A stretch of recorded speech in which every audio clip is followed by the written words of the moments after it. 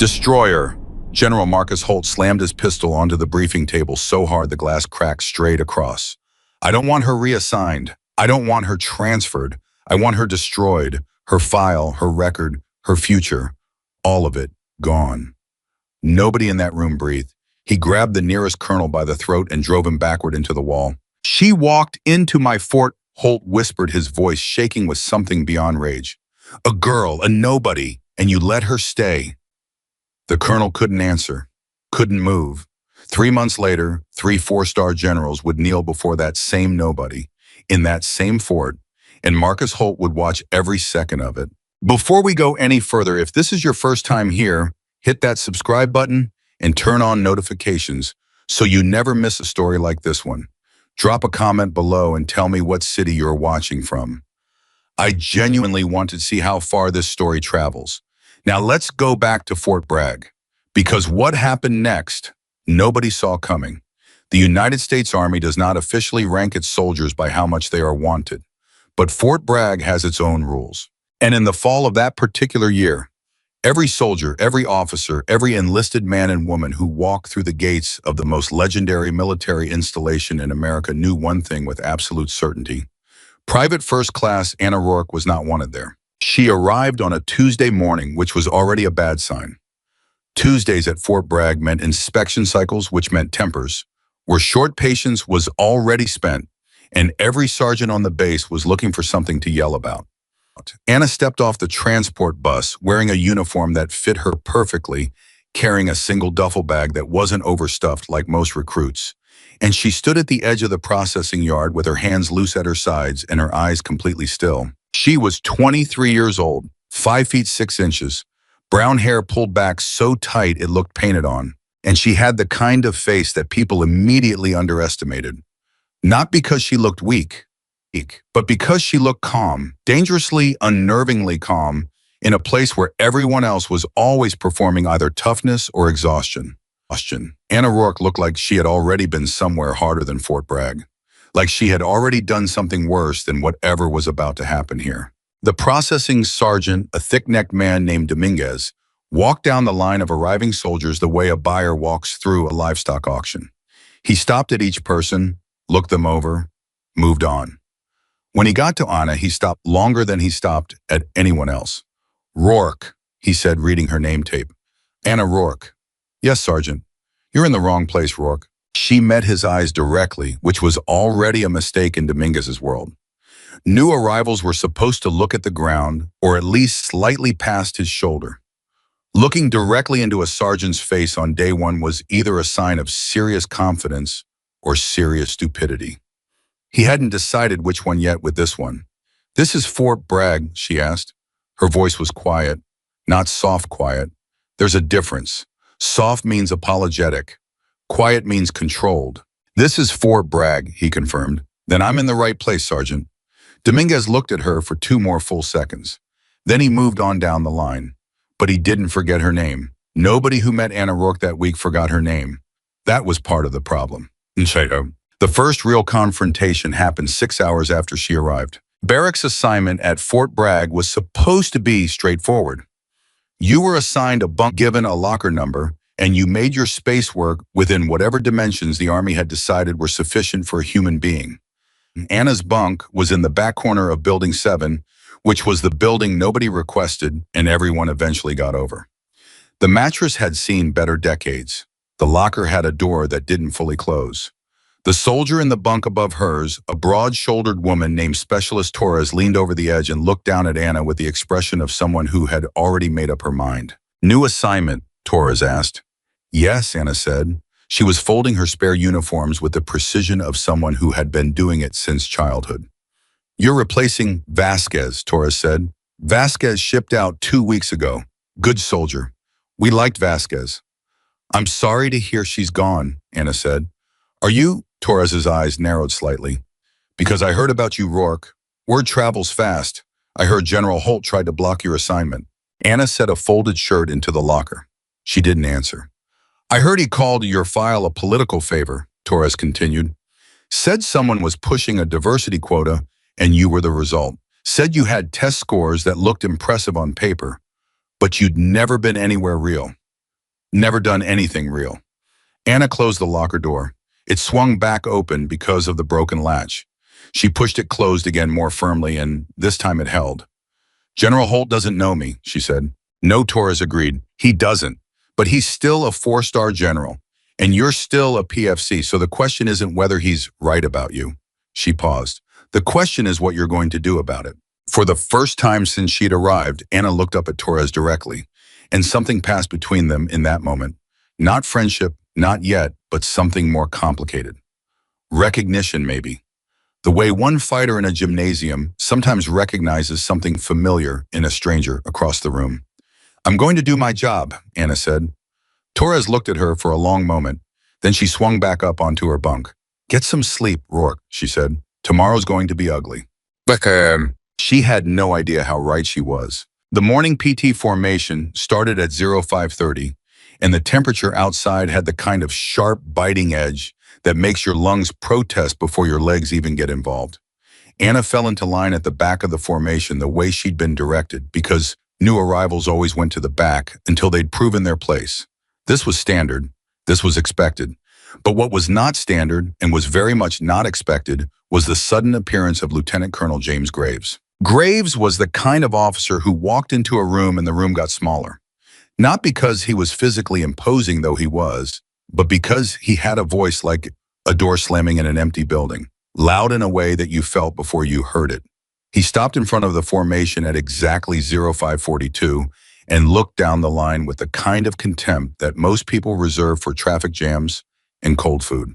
I have been informed, he said, his voice carrying with zero effort across the entire formation, that we have a new arrival, a special arrival, someone whose file apparently required general-level review before assignment. Anna did not move, did not shift, did not blink. Rourke, Graves said, front and center. She walked forward from the back of the formation. Every pair of eyes in that yard followed her. She stopped 6 feet in front of Graves and came to attention. He looked at her the way you look at something that doesn't make sense.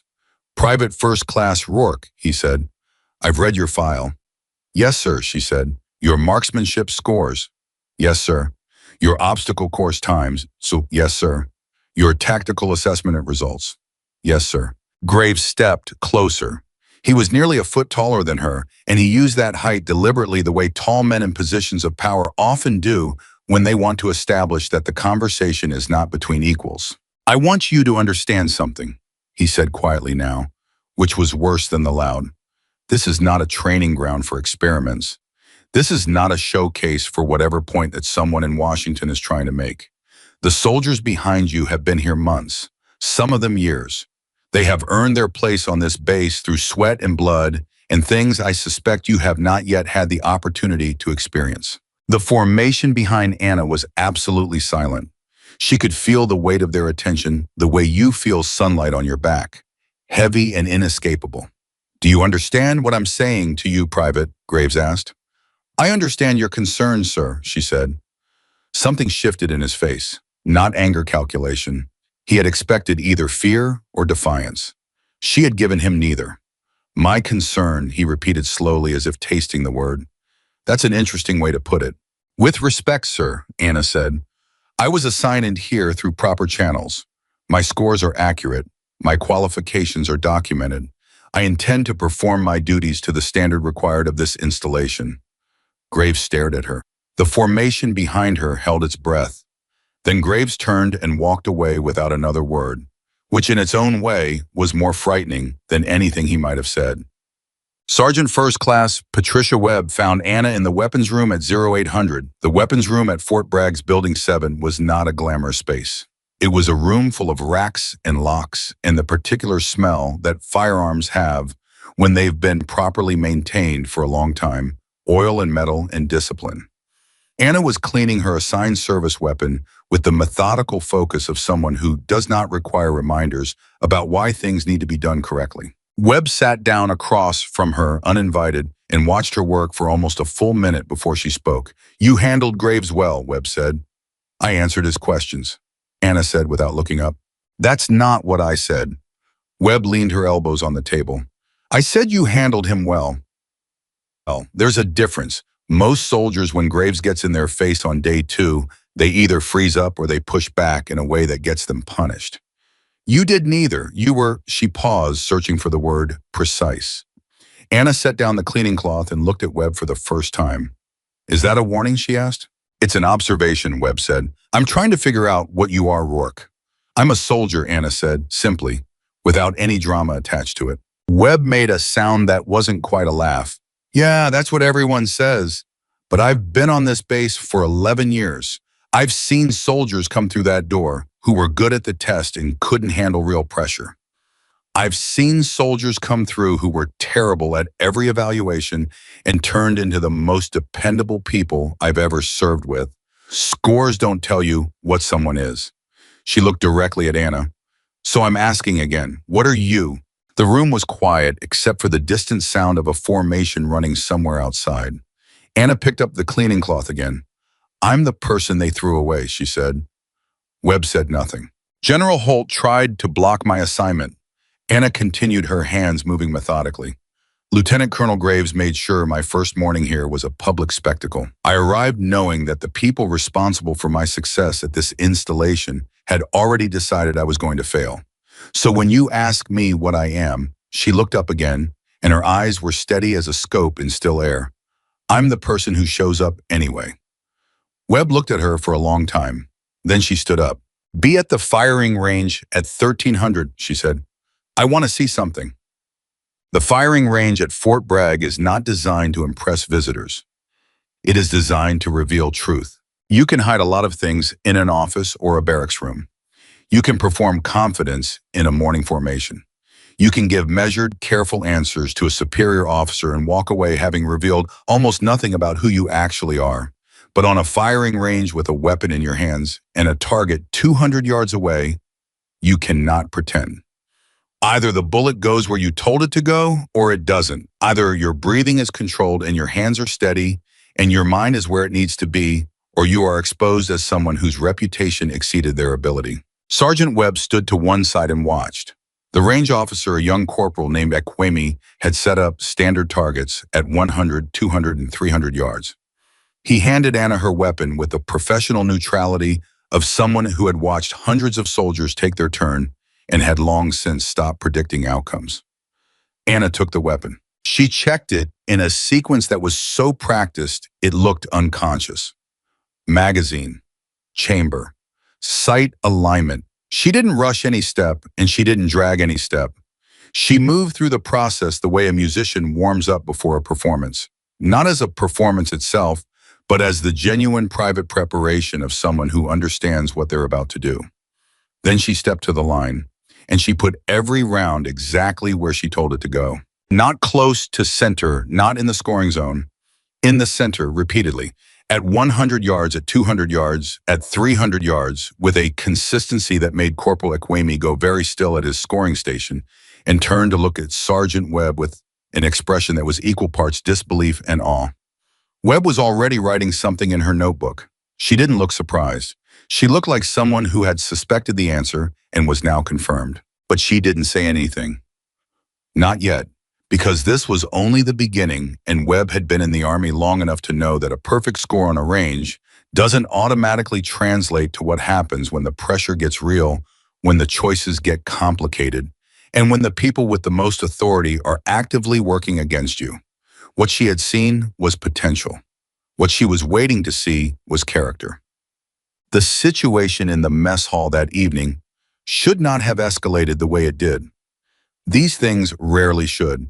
But Fort Bragg had a culture, and cultures have momentum, and momentum is very hard to stop once it builds. Anna sat at the far end of a table with her tray, which was standard new arrival behavior, and also in her case a genuine preference. She ate efficiently the way she did most things, not quickly efficiently. She didn't play with her food. She didn't stare at her phone. She ate her meal with the focused attention of someone who understood that nutrition was a performance requirement, and she watched the room with the peripheral awareness of someone who had learned somewhere, and somehow that being aware of your environment was not paranoia.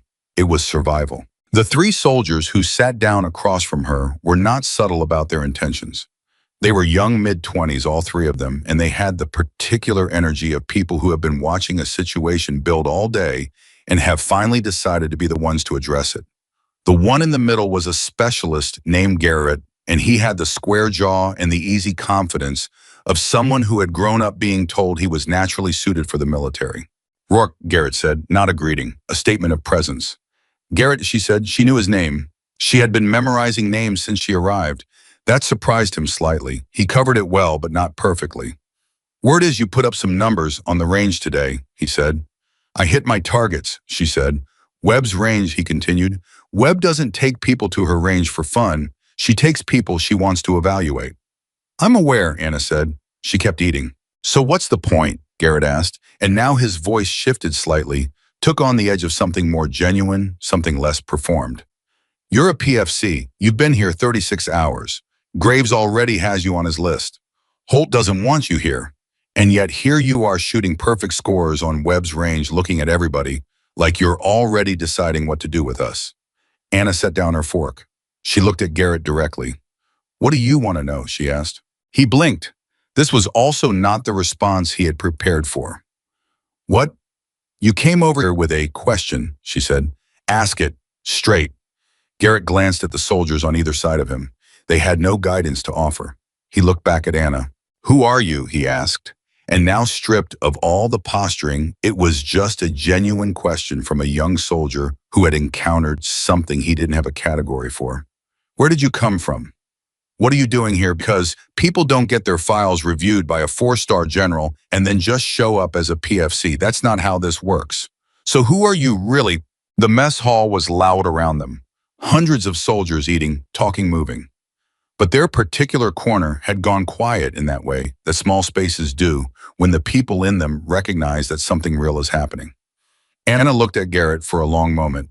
Then she picked up her fork and went back to eating. I'm the new girl, she said quietly. That's all you need to know for now. Garrett stared at her, then without quite knowing why he nodded, and he got up and left. The call came through to General Holt's office at 2100. He was still at his desk because General Marcus Holt was the kind of man who worked late, not because the work required it, but because working late was a statement. A reminder to anyone who might be keeping track that he was always the last one standing, always the one who cared more, always the one who took his responsibilities more seriously than the people below him. The voice on the phone was familiar, and it was not a voice that called casually. Marcus, said General William Reese, the man who currently occupied the position of Army Chief of Staff, which placed him in the top tier of the most powerful military hierarchy in the United States. I'm calling about Private Rourke. Holt felt something cold settle in his stomach. Sir, her assignment was official, Reese said. I want to make sure you understand that. With respect, sir, I have concerns about Marcus. The voice was not raised. It didn't need to be. I'm not asking about your concerns. I'm telling you that her assignment was official. I'm telling you that her file was reviewed at a level that goes beyond your installation.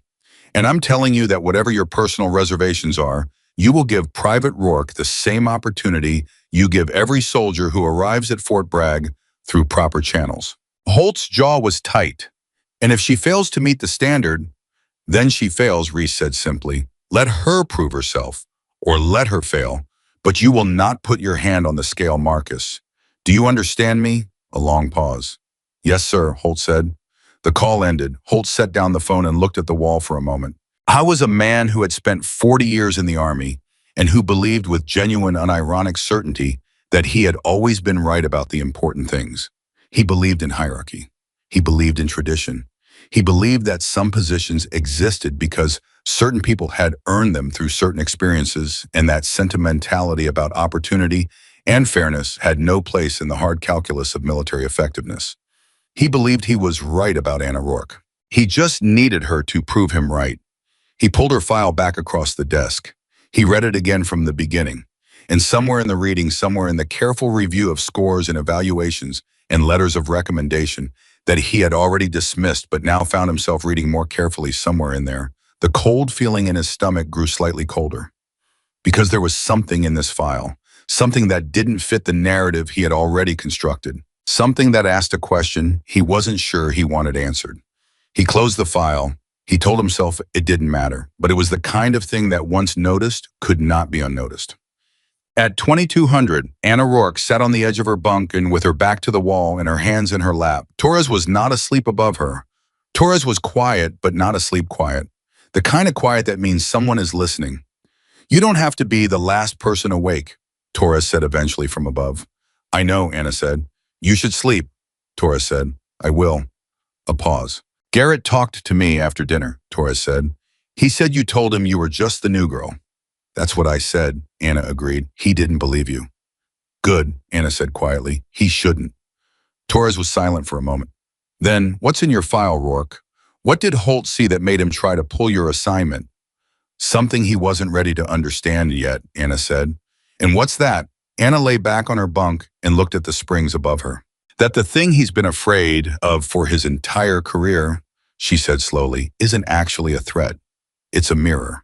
The room was quiet. Go to sleep, Torres, Anna said, and she closed her eyes. And in the dark of Building 7 on the base where she wasn't wanted, in the unit where everyone was watching to see her fail, Private First Class Anna Rourke breathed slowly and evenly and thought about everything she had seen today and everything she had done and everything that was still coming. She did not feel afraid. So she felt ready, and that in itself was the thing that would eventually change everything. Because readiness, the genuine kind, the kind that comes not from arrogance, but from having already been broken and rebuilt in the fire of something real. Genuine readiness is the one thing that no amount of authority or institutional resistance or deliberate obstruction can touch. You can deny a soldier a position. You can try to block an assignment. You can stand in front of a formation and make a new arrival into a spectacle. You can sit in your office at 2100 with a file on your desk and try to find the reason you were right about someone you've never spoken to. But you cannot undo what someone has already survived. And Anna Rourke had already survived something that most of the people at Fort Bragg, most of the people who had spent their careers collecting rank and reputation, and the warm comfort of being on the approved side of every question, had never had to face. She had survived being the person that the institution decided before she ever walked through the door was not supposed to be there. She had survived it before this. She would survive it again here.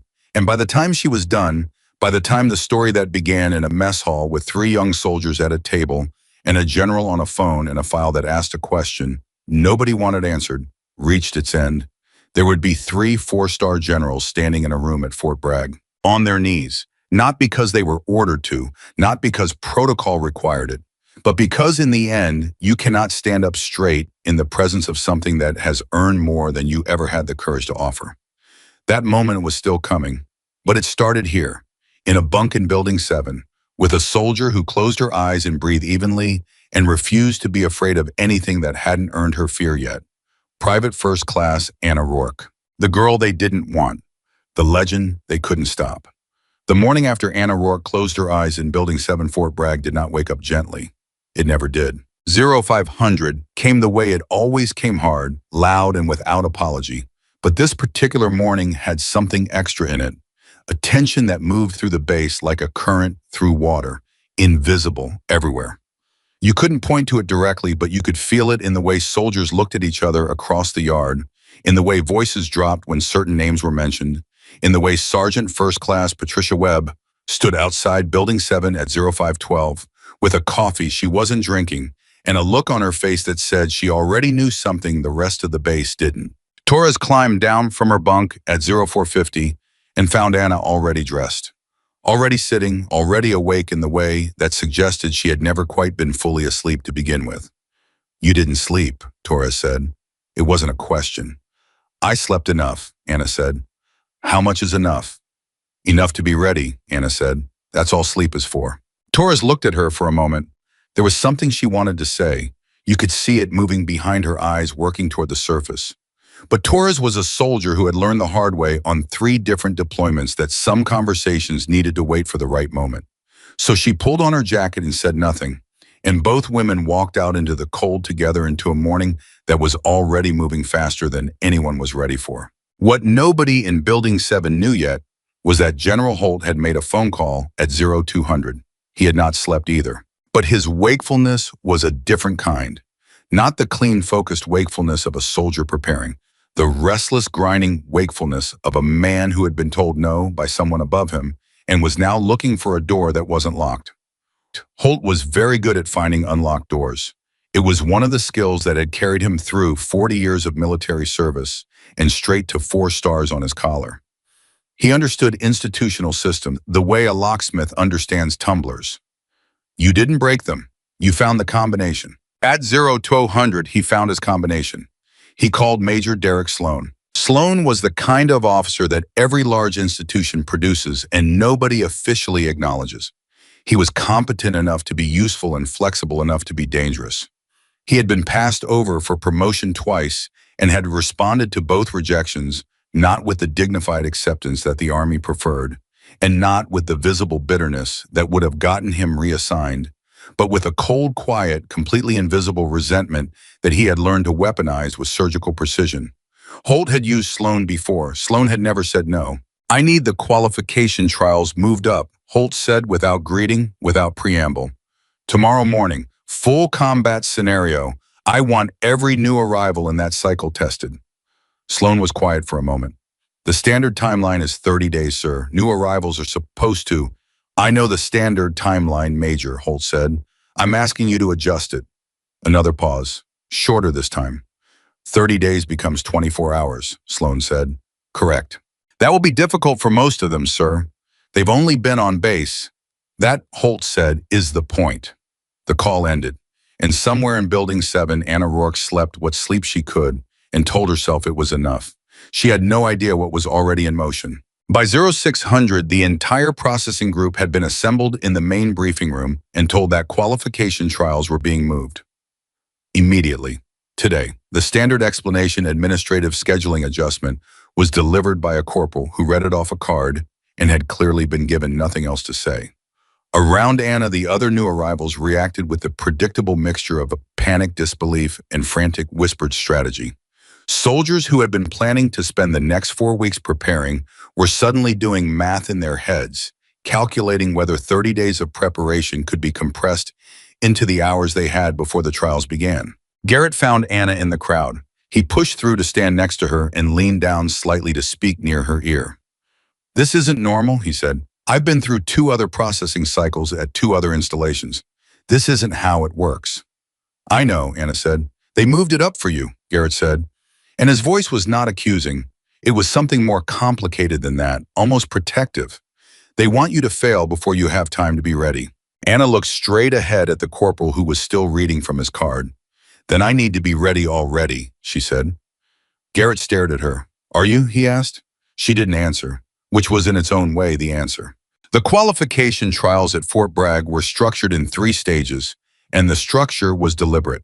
The first stage was physical, a timed obstacle course, followed by a 4-mile run under load designed to establish baseline fitness, under genuine fatigue rather than the fresh body performances that recruits could manage on a well-rested morning.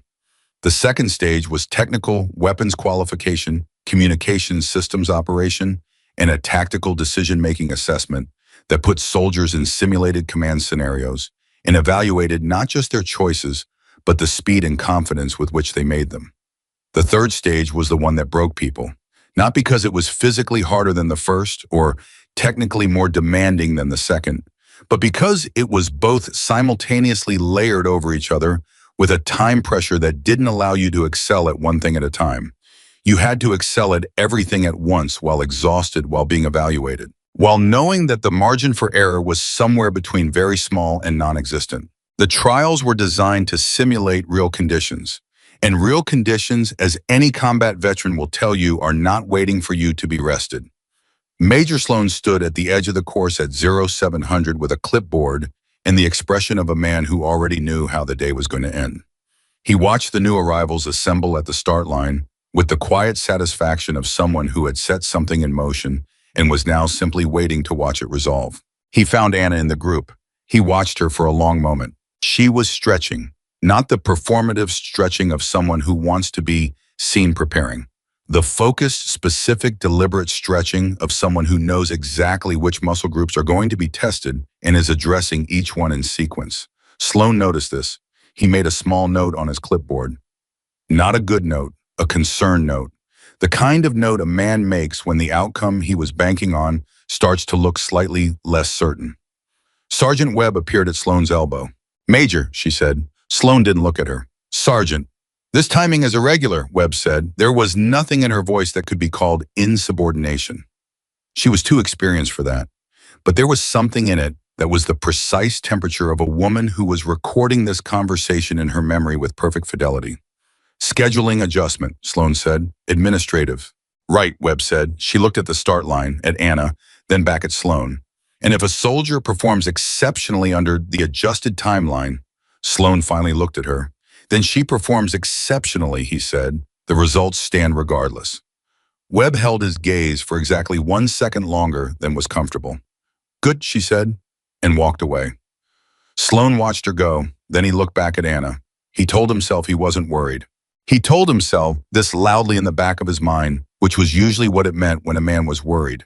The horn sounded at 07:15, and Anna Rourke moved. Not fast, not with the explosive everything-at-once burst that some soldiers used at the start of a timed course because they had been trained to believe that the beginning set the tone. Anna moved efficiently, economically, like someone who understood that a qualification trial was not a sprint, it was a management problem. You had a fixed amount of energy, a fixed amount of time, and a fixed set of requirements, and the soldier who won was not necessarily the one who hit the first station the fastest.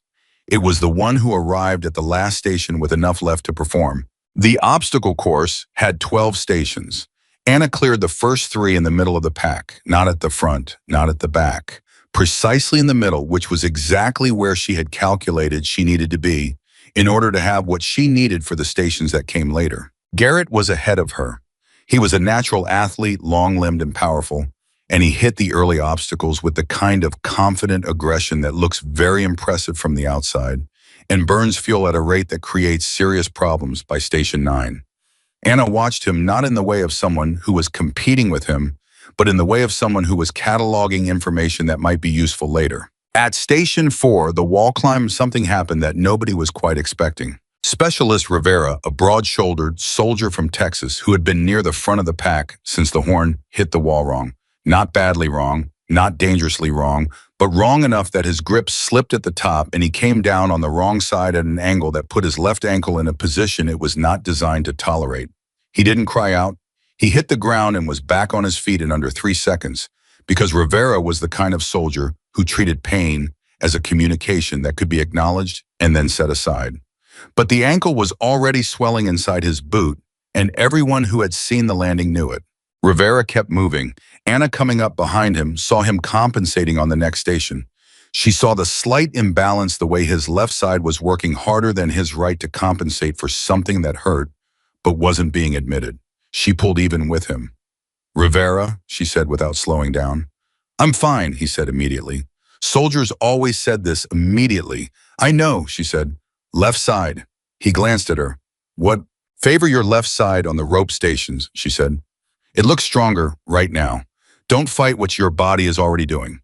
She moved past him without waiting for a response. Rivera stared after her for half a second, then he adjusted, and the adjustment worked. Not perfectly, but enough.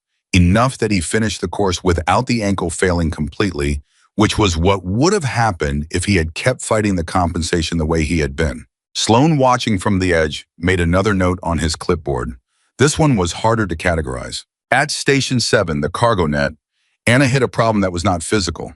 The cargo net at Fort Bragg's qualification course was old, not dangerously old, but old enough that the ropes had a particular quality of looseness that made the whole structure behave differently than a newer net would. A newer net was taut and predictable. This one had give in unexpected places, which meant that your grip placement had to account for movement you couldn't fully anticipate. Most soldiers solved this by gripping harder, which was the instinctive response to unpredictability, and also the wrong one because gripping harder on a loose net transferred the instability to your whole body instead of isolating it to your hands. Anna gripped softer, not loosely, softer, with enough give in her own hands to absorb the movement of the net rather than fighting it.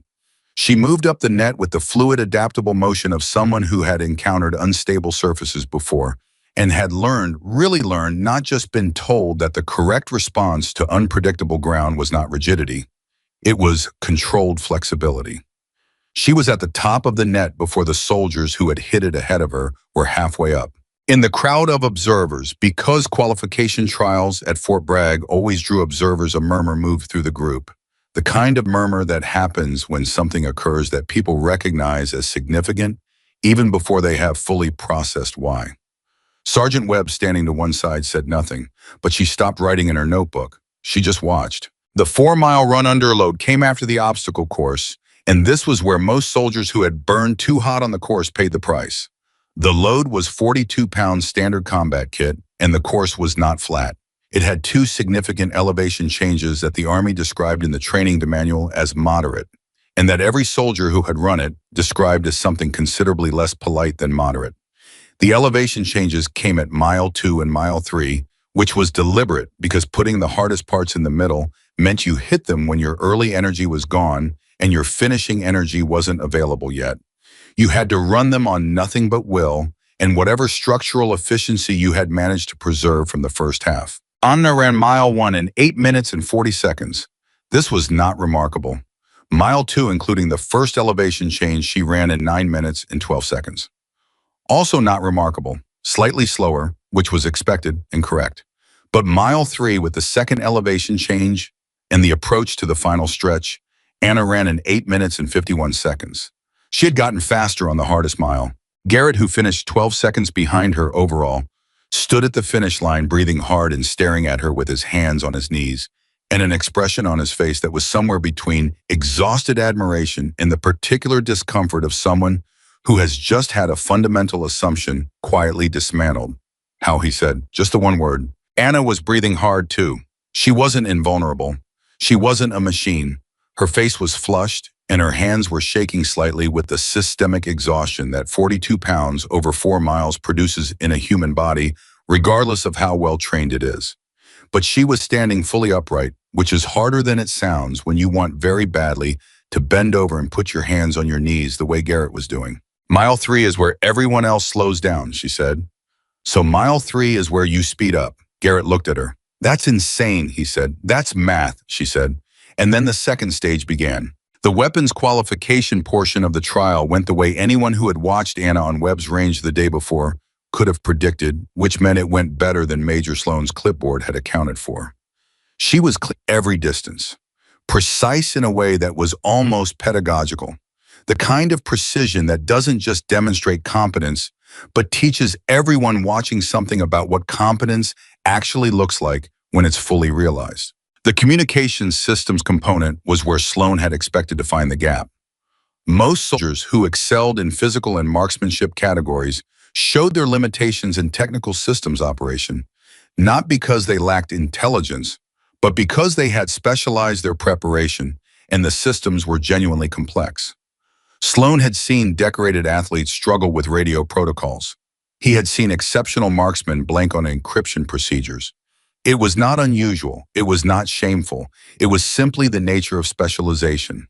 Anna did not struggle. She moved through the communications assessment with the same efficient, unhurried competence she brought to everything else.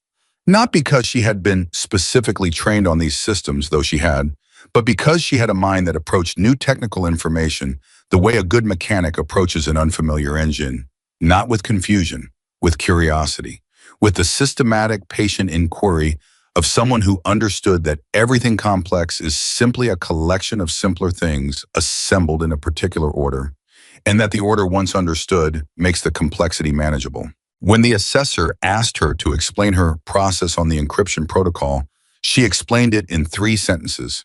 The assessor wrote something on his form. Then he looked at Sloan. Sloan did not meet his eyes. The tactical decision-making assessment was the one that Sloan had been quietly most confident about. Not because Anna would obviously fail it, he had given up on obviously by station 4 of the obstacle course, but because the scenario was designed by his team and he had ensured that it included specific situational variables that tended to expose limitations in soldiers who had strong individual skills but weaker instincts for group dynamics and command-level thinking. The scenario placed the soldier in a simulated command position with incomplete information time pressure in a series of subordinate situations that required the solver to make resource allocation decisions that were genuinely difficult. There was no clean answer. There was no perfect outcome. The assessment was measuring not whether you solved the problem perfectly, but how you thought about it, how you communicated under pressure, how you held the structure of a complex situation in your mind while simultaneously managing the individuals within it. Anna sat down at the assessment station at 1400.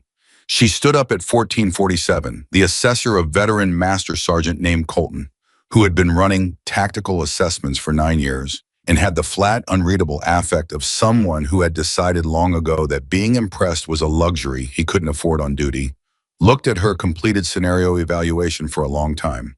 Then he looked at her. "Walk me through your decision at the 7-minute mark," he said. The communications blackout. Anna sat back down. "I had 3 options," she said. "Maintain the original plan with incomplete information, adapt the plan based on what I could reasonably infer from the available data, or call for a hold and wait for communications to restore. Each option had a cost." "And you chose," Colton said. "I adapted," Anna said, "not because it was the safest option. It wasn't. But a hold puts every unit in a static position during active contact, which is more dangerous than moving on incomplete information if you understand how to move conservatively. And maintaining the original plan when the ground truth has almost certainly shifted is how you turn a difficult situation into a catastrophic one." Colton looked at his assessment sheet. He made a notation. "That's the reasoning of an officer," he said. His voice was entirely flat, entirely neutral. "I'm a PFC," Anna said. "I know what you are," Colton said. And for a moment, just a moment, something moved through his professional neutrality. Not sentiment, not warmth, something more precise than either of those. Recognition. "I know exactly what you are, Private." He handed the completed assessment form to the runner standing by the door. "Take this to General Holt's office," he said, "directly. Not to the processing desk. Directly." The runner looked slightly uncertain. This was not standard procedure. "Directly," Colton repeated, with a finality that ended the conversation. The runner left. Sloan, standing outside the assessment room, watched the runner pass with the form and felt something in his chest tighten with a very specific, very unpleasant quality. He had set this day in motion at 0200. He had adjusted the timeline. He had structured the trial. He had done everything that could be done through the channels available to him without crossing the lines that would make this official and documentable and therefore dangerous. And it had not been enough. He pulled out his phone. He stared at it for a moment. Then he made a call. "She passed everything," he said when the line connected. "All 3 stages. Clean." The silence on the other end had a particular quality, a long pause. Then General Holt's voice, very quiet. Everything, sir, the obstacle course, the run, the weapons qualification, the communications assessment, the tactical scenario, all of it." Another pause, longer. "How," Holt said, and in that one word buried under 4 decades of command authority and institutional certainty was something that Sloan had never heard in General Marcus Holt's voice before. Genuine confusion. Not the confusion of a man who has encountered a bureaucratic obstacle. The confusion of a man who has encountered something that does not fit the shape of the world as he understands it. A fact that refuses to resolve into any of the categories his experience has given him. "Sir," Sloan said carefully, "her scores across all 3 stages are—" He paused, looking at the numbers in front of him. "They're in the top 3% of all qualifying soldiers processed at this installation in the last 7 years. Silence. "That can't be accurate," Holt said. "It's accurate, sir." A very long silence. "Find something," Holt said finally, quietly. "There is always something. Find it." The call ended. No. Sloan stood in the hallway outside the assessment room and looked at the numbers in front of him and understood with the slow, uncomfortable clarity of a man who has committed himself to a particular outcome and is watching it become impossible that there might not be something to find, that there might be nothing.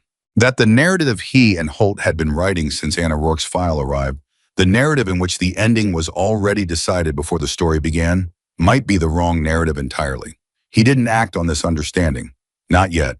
Men like Sloan rarely do immediately. They needed time to recalibrate to find the new version of the story that still ended where they needed it to end.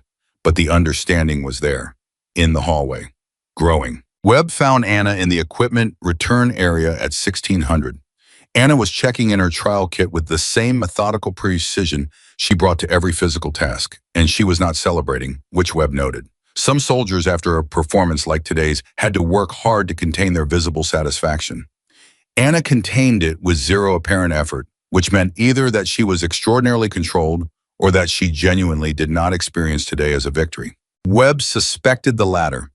"Colton, talk to me," Webb said, walking alongside Anna toward the exit. "Okay," Anna said. "He doesn't talk to people about assessment results," Webb said.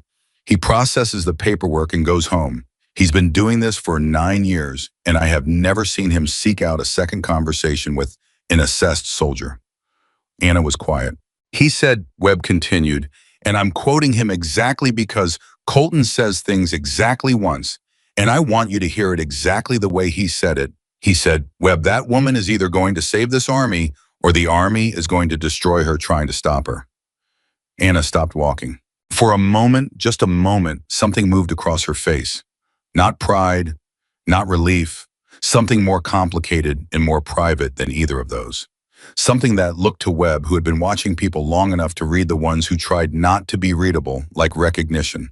Like someone who had been told a truth about themselves that they had known for a very long time, but had never heard said out loud before. Then it was gone. "What do you think?" Anna asked. Her voice was steady. Webb looked at her. "I think," Webb said slowly, "that the answer to that question depends on what you do next. Not on what your scores say, not on what Colton says, not on what Holt does or doesn't do next." She paused. "It depends on whether when they come at you again, and they will come at you again, work harder next time you remember that you are not here to prove something to them." Anna looked at her. "Then why am I here?" "You tell me," Webb said. A beat of silence.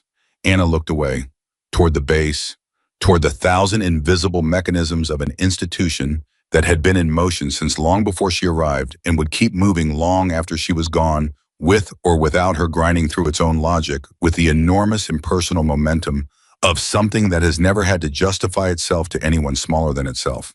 "I'm here," Anna said quietly, "because the person who taught me everything I know asked me to be, and because he's gone, and because if I leave, then everything he gave me leaves with me." She paused. "I can't let that happen." Webb was very quiet. "Who taught you?" she asked. Anna looked at her, and the name she said made Sergeant First Class Patricia Webb, 11-year veteran, the most unshakable person on the base, go very still.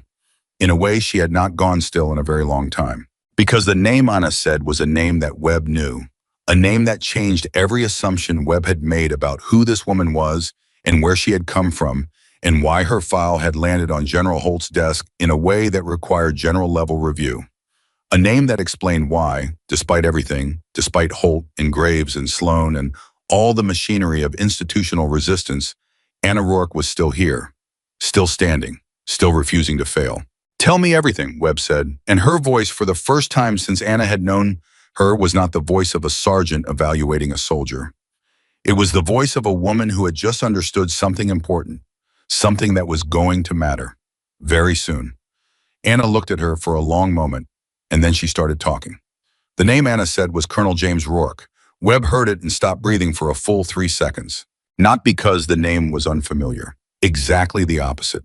Colonel James Rourke was one of those names that people in the United States Army said the way civilians said the names of presidents or astronauts, with a particular weight, a particular reverence, the kind that accumulates around a person not through self-promotion, but through the quiet, undeniable gravity of what they actually did. Colonel James Rourke had served 31 years. He had been in places the Army didn't put on official maps. He had made decisions under conditions that most soldiers never encountered and wouldn't survive if they did. He had trained people who went on to become the best versions of themselves in situations that required everything they had.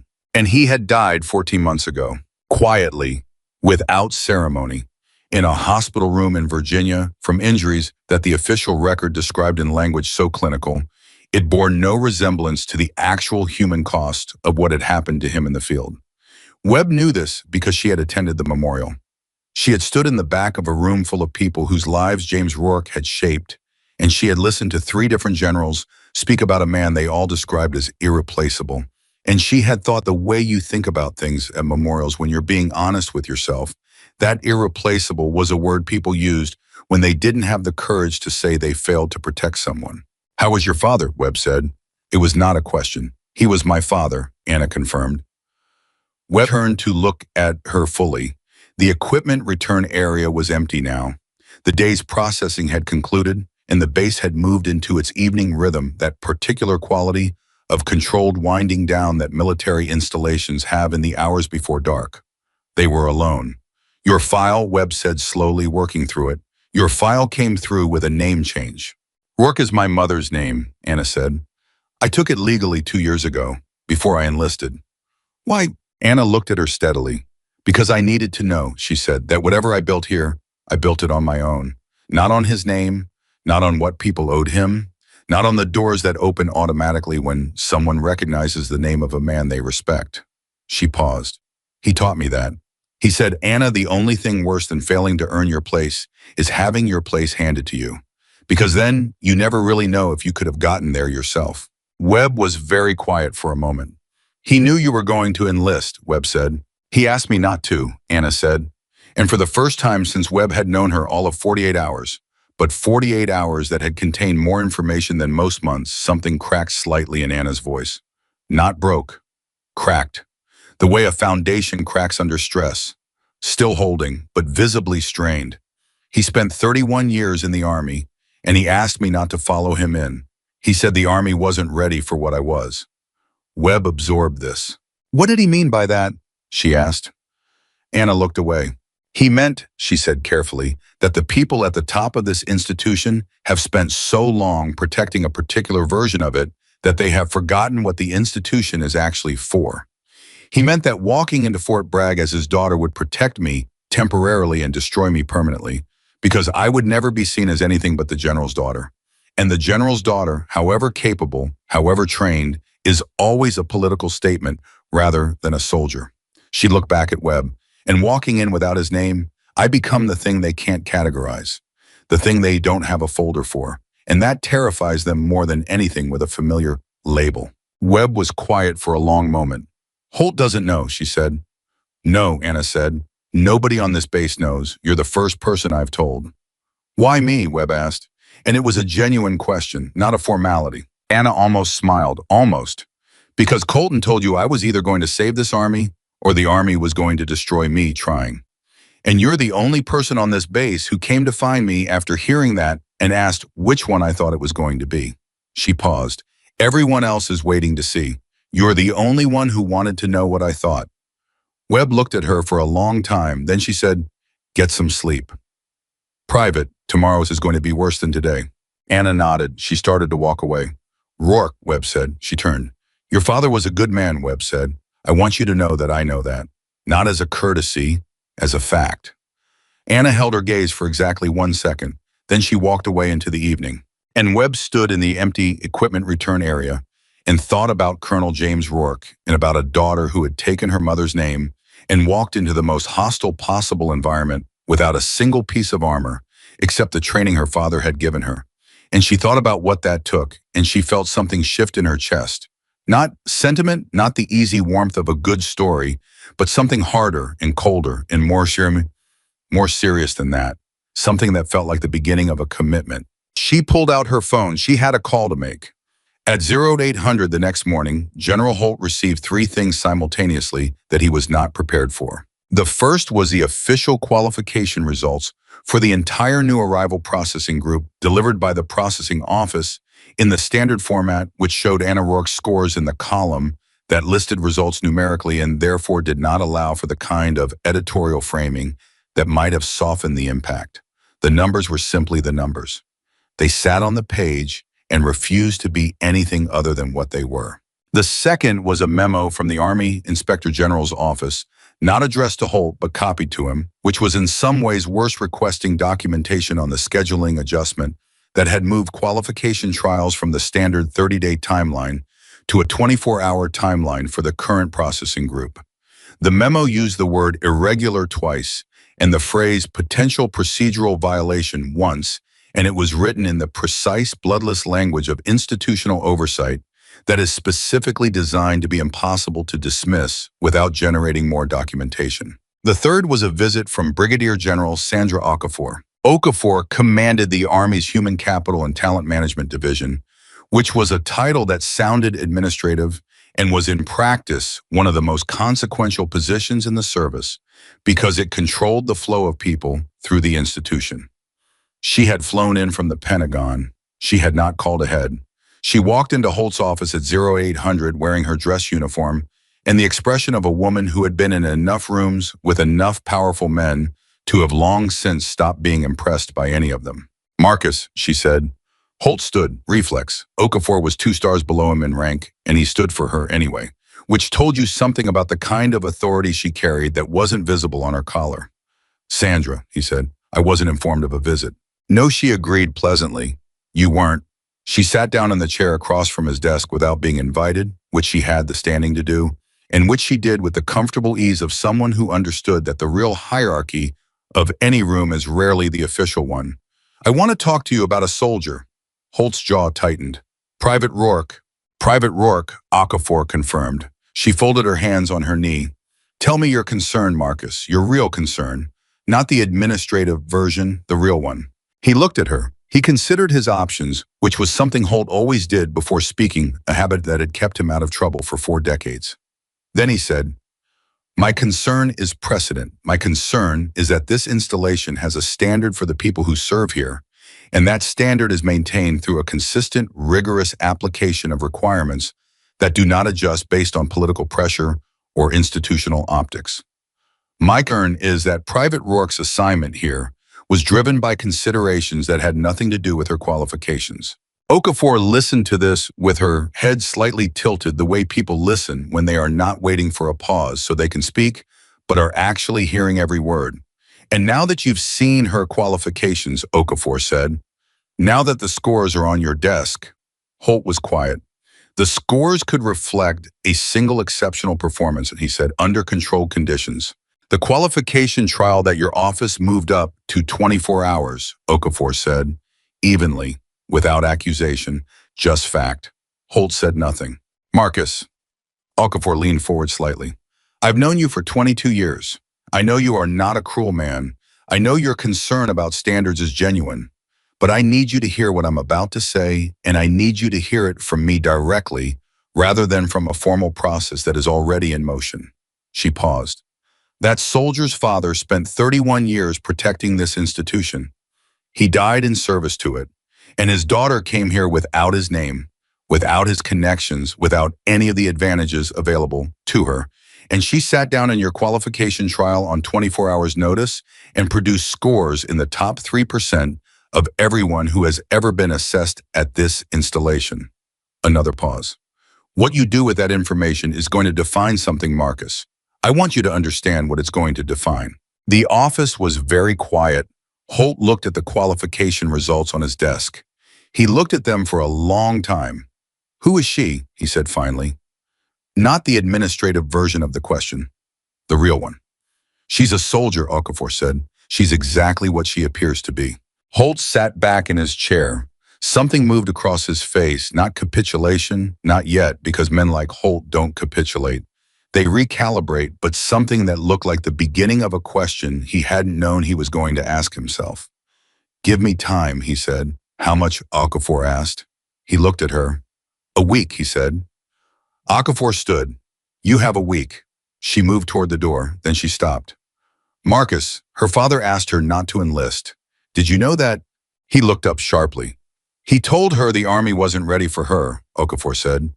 She came anyway. Think about what that means. She walked out. Holt sat alone in his office with the qualification results on his desk and the question Okafor had left in the room, and he thought about Colonel James Rourke, whose memorial he had attended 14 months ago, whose service he had respected even when their professional paths had diverged, whose voice he could still hear in the particular way that voices of the genuinely consequential stay with you long after the person is gone. I thought about a daughter who had walked into Fort Bragg wearing her mother's name. He thought about what that cost. And somewhere in the thinking, very quietly, the first hairline fracture appeared in the certainty he had carried into that conference room 3 days ago when he threw a recruitment file across the room and told the people in it to burn her orders. He didn't act on it yet, but it was there. Across the base in the middle of a training evolution, that Graves had personally designed with the specific intention of stress testing new arrivals under real team pressure. Anna Rourke was having what should have been the worst morning of her week. Graves had assembled a mixed group new arrivals integrated with experienced soldiers for a joint tactical exercise. The scenario was urban search and rescue combined with a simulated hostile contact response. Two teams, competing objectives, time limit of 90 minutes. The exercise was graded not just on outcome, but on decision-making process, team integration, and the ability of individuals to perform under the pressure of being evaluated by people who were simultaneously trying to beat them. Graves had put Anna on the team with the least experienced leadership. This was not accidental. The team leader was a young corporal named Whitfield, who was competent, earnest, and completely overwhelmed by the gap between the authority he had been given and the actual complexity of what was being asked of him. He stood at the mission brief timeline, and the look of someone who was doing math and kept getting the wrong answer. The experienced soldiers on the team, two of them veterans of multiple deployments, were watching him with the particular patience of people who had seen young leaders struggle before and had developed a professional tolerance for the interval between assumption of command and actual competence. Anna was quiet during the briefing. She listened. She watched. She did not offer her opinion because nobody had asked for it, and because there were already enough variables in Whitfield's equation without adding the complexity of a new arrival who had spent one day on base deciding she knew better than the designated leader. But at the 3-minute mark, when Whitfield's timeline collapsed because he hadn't accounted for the transit time between the first and second objectives, Anna spoke. "Corporal," she said quietly. He looked at her. Something in his face said he knew what was coming and was simultaneously relieved and defensive about it. "The transit between Alpha and Bravo eats 14 minutes under load," she said. "That leaves you 76 minutes for two objectives that each need 35 at minimum." Whitfield looked at his map. His jaw tightened. "So we prioritize Alpha," he said. It was halfway between a decision and a question. "That depends," Anna said, "on which objective has the higher strategic value and which one degrades faster if we delay." She paused. "Bravo degrades. The simulated casualty at Bravo has a time-sensitive condition. Alpha is a fixed asset. It'll be there whether we get to it at minute 20 or minute 60. Whitfield stared at his map. The two veteran soldiers were watching Anna now. "Bravo first," Whitfield said. This time it was a decision, clear, no question attached. "Bravo first," Anna agreed. One of the veterans, a staff sergeant named Morrison, who had said nothing since the briefing began, leaned slightly toward the other veteran and said something too quiet for anyone else to hear. The other veteran nodded once. They moved out. The exercise ran for 83 minutes. Whitfield's team completed both objectives. They were not perfect. The hostile contact response in the third phase cost them time they didn't have in reserve and required a creative solution from Morrison that wasn't in the original plan, but they completed both objectives within the graded parameters, which put them ahead of the other team by a margin that the exercise evaluator, a captain named Torres Reyes, was not expecting. Graves was watching from the observation point. I had expected a clean demonstration of the gap between experienced and inexperienced soldiers under pressure. He had expected to watch Whitfield's team unravel in the middle phases when the plan met reality and stopped working. He had expected specifically to watch Anna Rourke fail to integrate, to either take over inappropriately and alienate the team, or to stay quiet and watch things fall apart around her.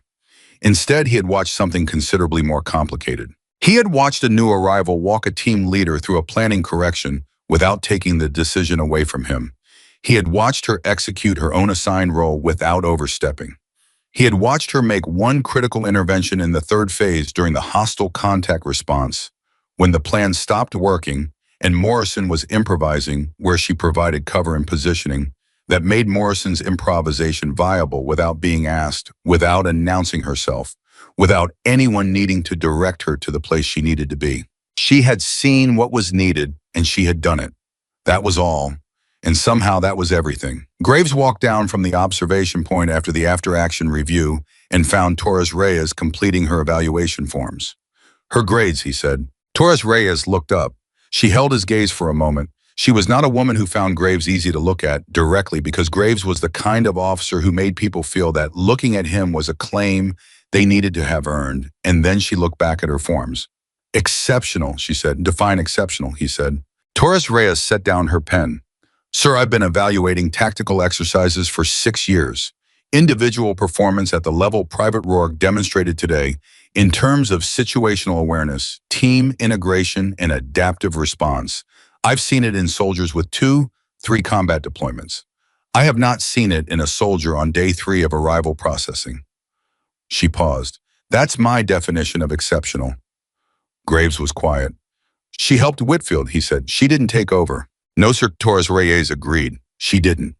Why not, he asked, and it was a genuine question, not a trap. She clearly could have. She clearly saw the solution before he did. Most soldiers in her position, with her scores, would have taken the lead. It's human nature under pressure. Torres Reyes looked at him. I asked her that, she said, during the debrief. Graves's eyebrows rose slightly.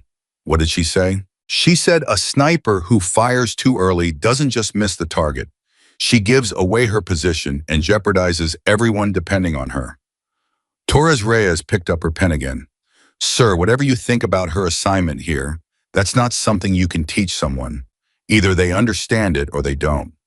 Graves stood with that for a moment. Then he walked away without another word. He didn't go back to his office. I went instead to the base records room, and he asked for the file of a soldier named Colonel James Rourke, not a current file, a historical one, a career record, the kind of comprehensive document that the Army maintains on every officer through the duration of their service and preserves afterward. The clerk brought it out.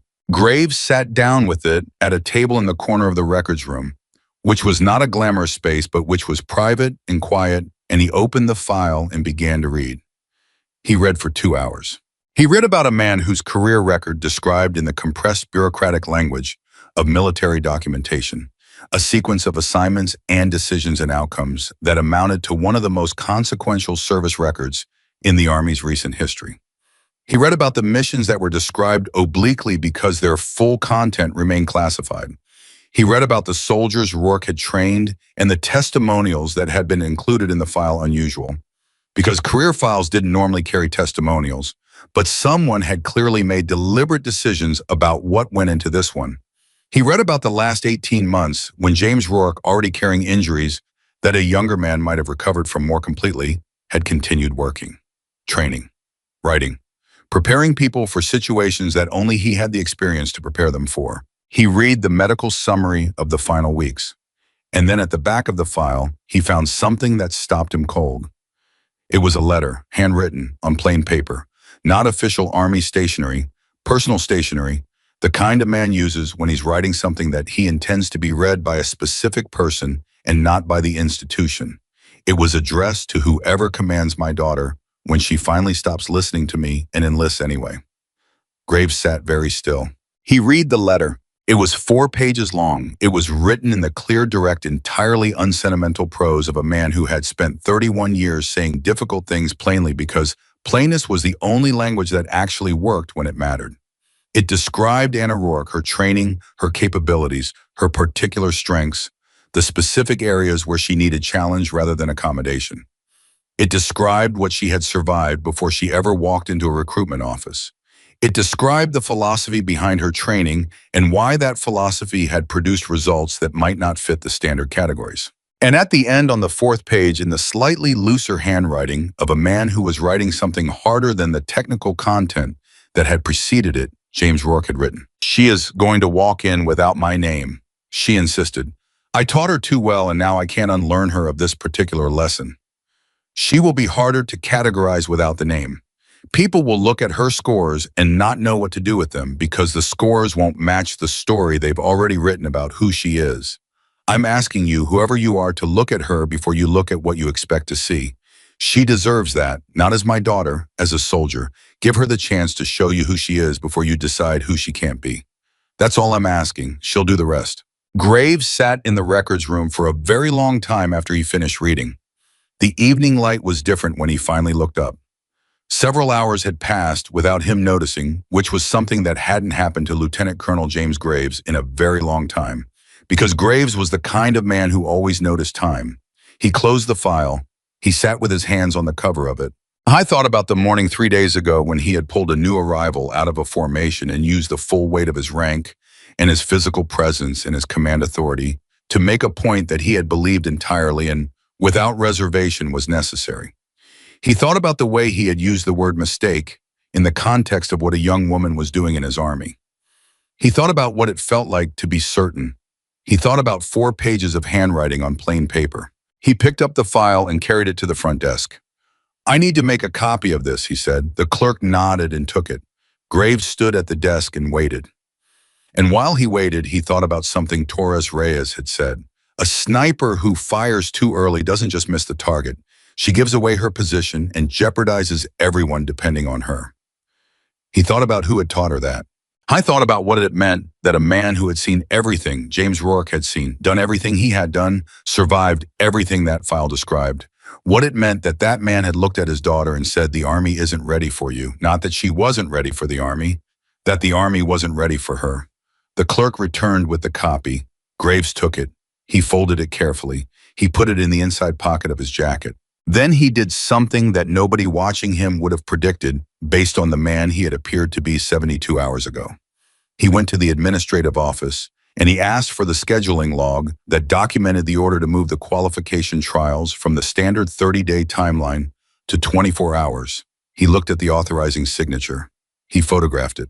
Then he went to his office and he composed in the careful, precise language of a man who understood how institutional documentation worked and what it could and could not do, a formal communication to the Inspector General's office that confirmed the scheduling change had been irregular, identified the authorizing officer, and stated with the flat certainty of someone who had made a decision that he understood was irreversible, that the change had not been operationally justified. He sent it at 2200.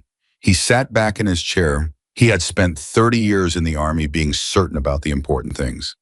And sitting in his office at 2200 with a copy of a dead man's letter in his jacket pocket, Lieutenant Colonel James Graves confronted the possibility quietly without drama, without any of the performance that certainty usually comes wrapped in, that he had been certain about the wrong things.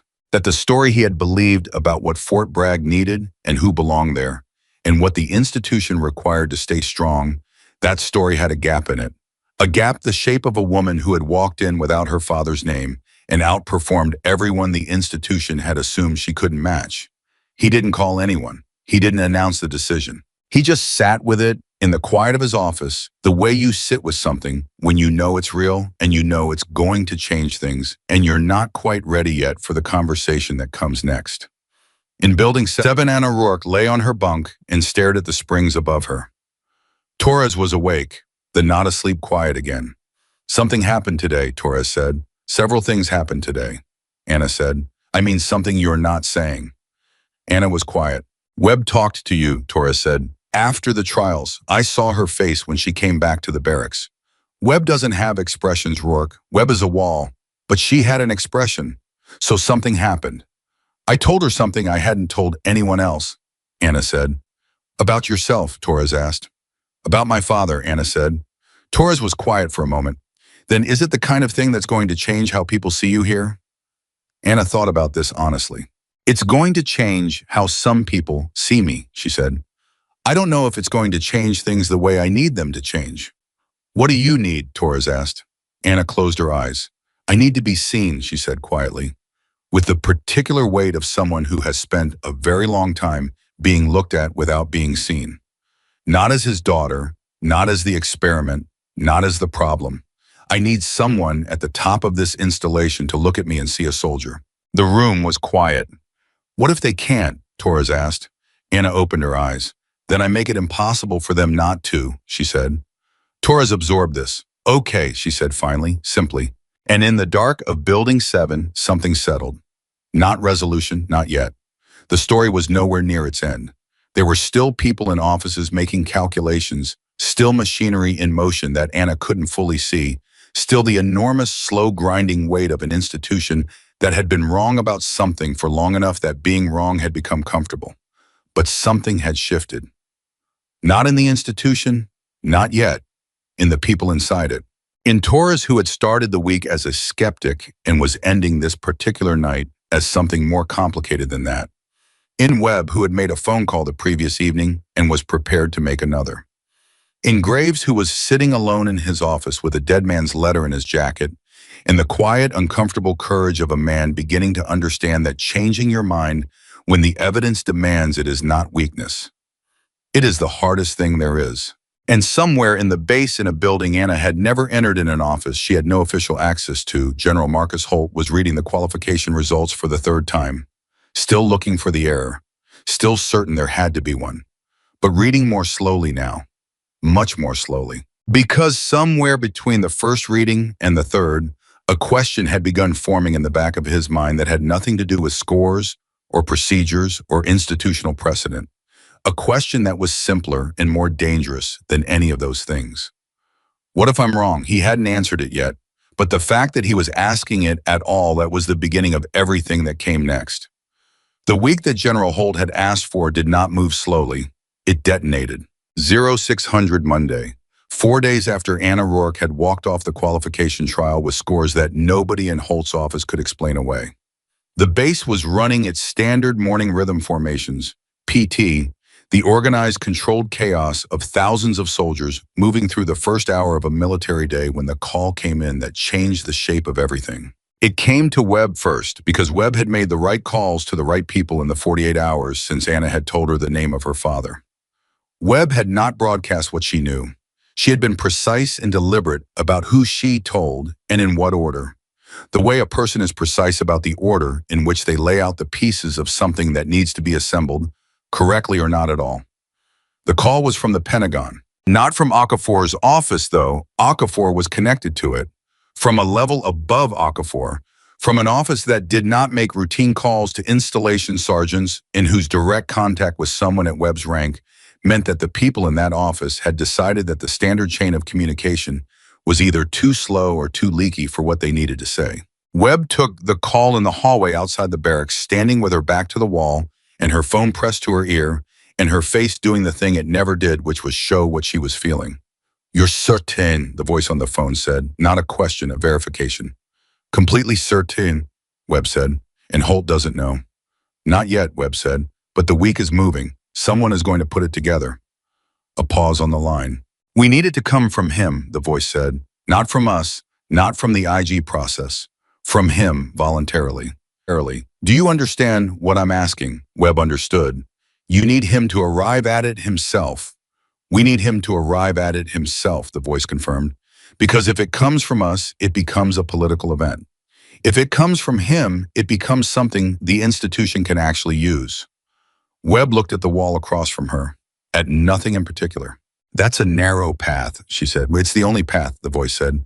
"You have until end of week. After that, the IG process moves forward on its own timeline, and we lose control of the narrative." The call ended. Webb stood in the hallway for exactly 30 seconds. Then she went to find Anna. She found her in the weapons room. Of course she did. Anna's relationship with the weapons room had already become a running observation among the soldiers in Building 7. She went there the way other people went to the gym or the chapel, with a regularity that suggested it served some function beyond the purely practical.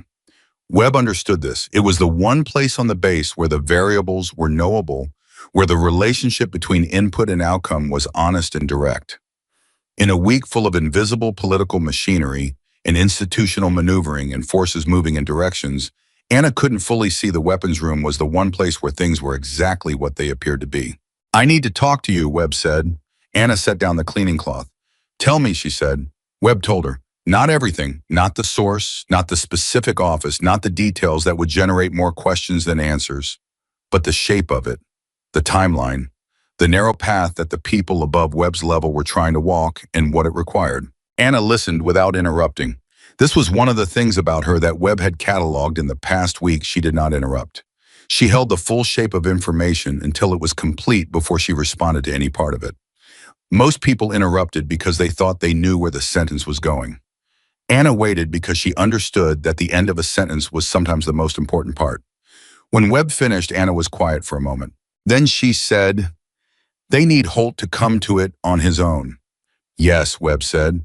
"But they have a deadline," Anna said. "End of week," Webb said. Anna looked at the weapon in front of her. at the clean, simple geometry of a thing that worked exactly as designed. "What am I supposed to do?" she asked, not helplessly, practically. The question of someone who was already thinking about the answer. "You're supposed to keep being exactly what you are," Webb said. "Visible, consistent, undeniable." She paused. "And there's one more thing." Anna looked at her. "Graves came to see me this morning," Webb said, "at 05:30, which means he didn't sleep much either." She let that land. "He found the file." Anna went very still. "My father's file," she said.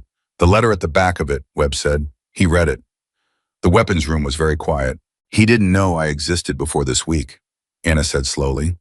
"He didn't know my father had a daughter in the army." "He knows now," Webb said. Anna absorbed this. You could watch it moving through her, not distress, not quite, but something adjacent.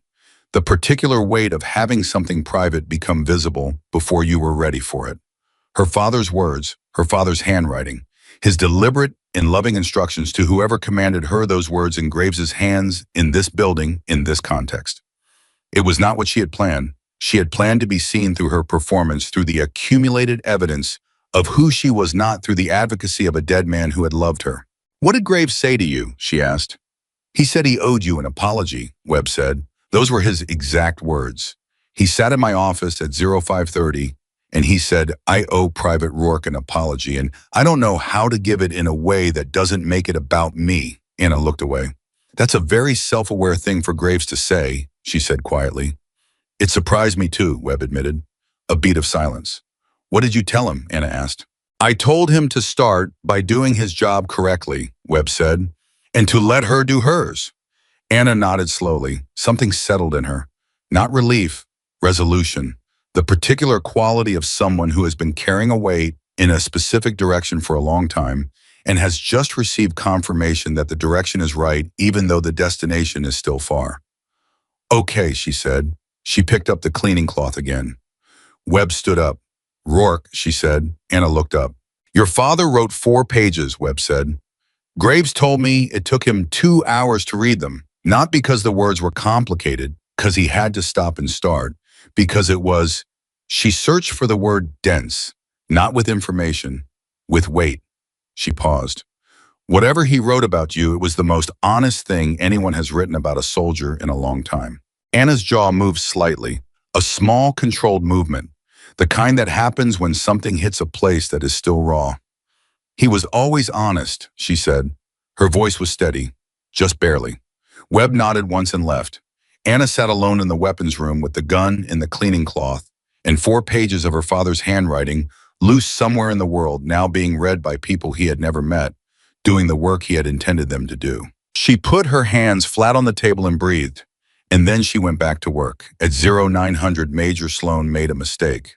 It was the kind of mistake that happens when a man has committed himself to an outcome, and the outcome is slipping away from him, and he can feel it slipping, but he can't quite bring himself to stop pulling. Sloan had spent the weekend composing the narrative of the week in a way that still resolved where he needed it to resolve, and the narrative required one more data point, one demonstrable failure, one moment where Anna Rourke's performance cracked under specific conditions, something he could put on paper and carry to Holt and say, "Look, here it is, the thing I told you we'd find." He chose the sniper qualification. This was a restricted assessment, normally administered only to soldiers who had specifically requested assignment to reconnaissance or designated marksman roles. Standard processing soldiers did not sit the sniper qualification. There was no administrative reason to require it. But Sloan found a regulation rarely invoked sitting in the manual, like a piece of furniture that nobody had moved in years, that gave installation commanders discretionary authority to require additional qualification assessments for soldiers whose assignment profiles were under review. He applied it to Anna. He sent the order through processing at 0900, routed it through 2 administrative desks to create distance between his office and the instruction, and had the assessment scheduled for 1400 the same day. The sniper qualification at Fort Bragg was a 6-hour assessment.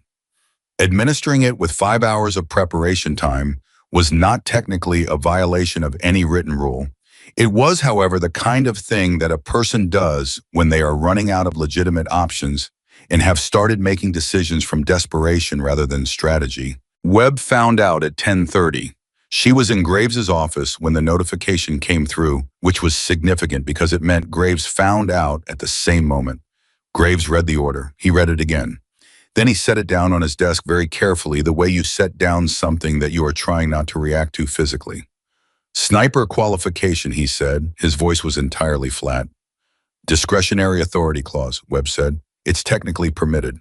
It's an ambush, Graves said. Diane. Webb said nothing. Graves stood up from his desk. He paced 2 steps toward the window and 2 steps back, which was the full distance available to him in that direction, and then he stopped. Who authorized this? Webb put the routing slip on his desk. The one that showed which administrative desks the order had passed through. The one that if you traced it backward with the knowledge of how those particular desks connected to which offices pointed unambiguously at Sloan. Graves looked at it. He's panicking, Graves said. Yes, Webb said. A panicking Sloan is a dangerous Sloan, Graves said. Not as an observation, as a problem that required a solution. The assessment is at 1400, Webb said. Graves looked at the clock on his wall, 3 hours and 30 minutes. Can she pass it, he asked. Webb looked at him directly. Graves, she said, just his name. With a particular quality, he understood what she wasn't saying. She can pass it, he said. She can pass it, Webb confirmed. He picked up the routing slip. He looked at Sloan's invisible fingerprints on it. Then he put it in his desk drawer and said, let it run, don't interfere. Don't tell her it was irregular. Let it run clean and let the results stand. Webb raised an eyebrow slightly. You're certain? If Sloan wants to give her another platform, Graves said, I'm not going to stop him. Webb left without another word. What happened at 1400 in the sniper qualification room with 2 assessors who had been given no context for why this particular soldier was there on this particular day was not a performance that either assessor was prepared for. The sniper qualification at Fort Bragg tested 6 specific competencies: range estimation, wind and environmental adjustment, concealment in movement, shot placement under time pressure, multi-target sequencing, and the final component, the one that ended careers more reliably than any other single element, sustained accuracy under evaluative stress. That last one was not primarily a physical test. It was a psychological one. The evaluator stood close, asked questions during the shot sequence, introduced unexpected variables, created the specific kind of pressure that separates the soldier who shoots well when conditions are ideal from the soldier who shoots well when everything is wrong. Anna shot well when everything was wrong. She shot well when the first evaluator moved into her peripheral vision at a distance that was technically outside the prohibited zone but was clearly intended to introduce distraction. She shot well when the second evaluator asked her mid-sequence to explain her wind adjustment calculations in real time. She shot well when they introduced a target substitution at the 4-minute mark that required her to recalibrate without being given time to recalibrate. She shot well because she had been taught to shoot well under these conditions specifically, because her father had known this test existed, because James Rourke, 31 years in the Army, had understood that the institution would test his daughter in every way available to it, and he had prepared her for every way he could anticipate. And the sniper qualification, which he had administered himself during his years as a trainer, was one he had anticipated. The results came through to Graves's office at 1700. He read them. He sat back in his chair. Then he called Sloan. The call lasted 4 minutes. Graves did most of the talking. He was quiet throughout, not the quiet of restraint, the quiet of precision, the way a person speaks when they are saying something that is going to matter, and they want every word to land exactly where it's aimed. He told Sloan that the IG documentation was already in motion. He told Sloan that his name was on a routing slip. He told Sloan that the correct decision at this point in the sequence of events was to stop, not to recalibrate, not to find a new approach, to stop completely and to consider with whatever clarity was available to him what he was actually doing and why. Sloan said very little. When the call ended, Graves sat in his office and thought about the week that had passed. 5 days since Anna Rourke had arrived. 5 days in which the machinery of resistance that he and Holt and Sloan had all been part of at different levels, with different degrees of deliberateness, but part of nonetheless had run up against something it couldn't process and had started malfunctioning in progressively more visible ways. He thought about the letter. He had read it 4 times now. He kept returning to one particular paragraph near the end of the 3rd page where James Rourke had written with the precise, clear-eyed honesty of a man who knew he was writing to strangers and had decided that clarity was more useful than diplomacy. The resistance you feel when you look at her file is not about her. It is about what her existence asks of you. It asks you to look at what you have protected and decide whether you protected it because it was right or because it was familiar. Those are not the same thing. They have never been the same thing. And the moment you are honest about the difference is the moment you stop being an obstacle and start being the thing you signed up to be. Graves had underlined that paragraph. He didn't often underline things. He was thinking about it now in his office at 1745 when his phone rang again. It was Holt. "Come to my office," Holt said, "now." The walk from Graves's office to Holt's office took 4 minutes at a normal pace. Graves covered it in 3, not because he was hurrying, because his stride was longer when he was thinking hard, and he was thinking very hard because the tone in Holt's voice was one he had not heard before. Not angry, not authoritative. Something else. Something that had the particular quality of a man standing at the edge of a decision he hadn't made yet. Holt's office was empty except for the 2 of them. Holt was standing, not sitting, which was significant. Holt sat at his desk the way monarchs sit on thrones, deliberately as a statement of position. Standing meant he didn't want the desk between them. Standing meant this was a different kind of conversation. On the desk, visible from the doorway, were 3 things: the qualification results, the IG correspondence, and a photograph. Graves looked at the photograph. It was a group photograph, military, formal, the kind taken at the conclusion of significant training programs. 20-something soldiers in the front rows and behind them standing slightly apart from the group. The way trainers always stand in these photographs, a man Graves recognized. James Rourke, young in the photograph, significantly younger, but unmistakable. And in the second row of soldiers, third from the left, a face that Graves had spent 5 days looking at across formations and assessment rooms in the mess hall, in a weapons qualification room. Anna, younger too, 18, maybe 19, but the eyes the same, the stance the same, the particular quality of stillness the same. She trained with him, Holt said, not accusation, statement. She trained with him from childhood, Graves said. He had worked this out from the letter. He didn't wait for her to enlist. He trained her as soon as she showed aptitude, which was early. Holt looked at the photograph. "I knew James Rourke," Holt said, quietly. The quiet of memory, not management. Not well enough. He stopped, searched for the word. He was the kind of soldier that makes you feel like you've been doing the job with half the available effort. Not because he was aggressive about it, because he was just present, completely present, in a way that most people aren't capable of. Graves said nothing. "She has that," Holt said. "I've been watching the assessments, the evaluator reports." He was quiet for a moment. "She has exactly that." The office was silent. "Marcus," Graves said, the first name. Deliberate. Holt looked at him. "The IG process," Graves said carefully. "The scheduling adjustment. Sloane's actions. If this plays out through the formal process," he paused, "it becomes a different kind of story. It becomes institutional failure on record. It becomes the thing that defines this installation for the next decade." He held Holt's gaze. "There is another way this goes." Holt was very still. "You're asking me to get ahead of it," Holt said.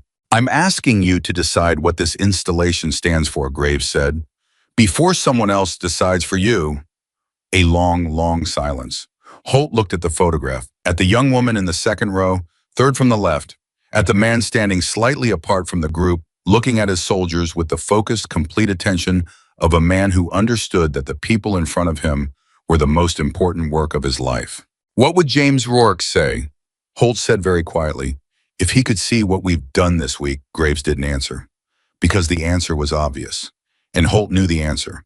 He was asking it not because he needed to hear it spoken, but because he needed to acknowledge out loud that he knew. "Get her," Holt said. Graves looked at him. "Get Private Rourke," Holt said.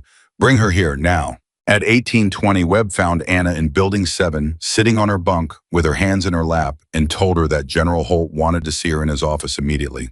Torres above went very still. Garrett, who was 2 books over and had been pretending to read a technical manual, looked up. The barracks, which had been doing its evening noise, went quiet. Anna stood up. She straightened her uniform in 2 precise movements. "Now," she said. "Now," Webb said. And the look on Webb's face, the thing that Webb's face almost never did, was something that Anna read in the time it took to take a breath. Not warning, not concern, anticipation.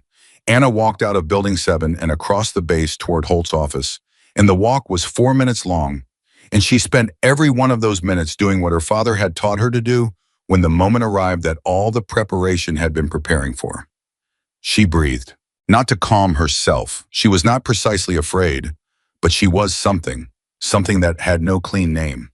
The feeling of a person standing at the hinge point of a thing the moment before a door opens, that is going to change what's on the other side of every subsequent door. She had been trained for this. She had prepared. She had walked into Fort Bragg knowing that the preparation and the performance and the patience were all moving toward a point where she would stand in front of the person who had thrown her file across a conference room and said, "Destroy her." And she would simply be herself.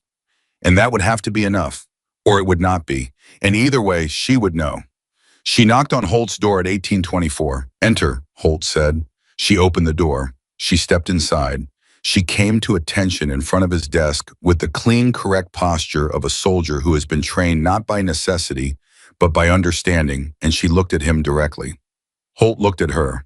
For a long moment, neither of them spoke. Then Holt reached across his desk and picked up the photograph. He turned it to face her. Anna looked at herself at 18 years old, at her father. "You know what this is?" Holt said. "Yes, sir," she said. "Your father," Holt said. "Yes, sir." Holt set the photograph down. He looked at it for another moment. Then he looked back at her. "I owe you an apology," he said. The words landed in the room with the particular weight of words that have cost something. Not performed words, not institutional words. Words that a man had arrived at through 4 days of being wrong and the slow grinding courage that it takes to admit that. Anna said nothing.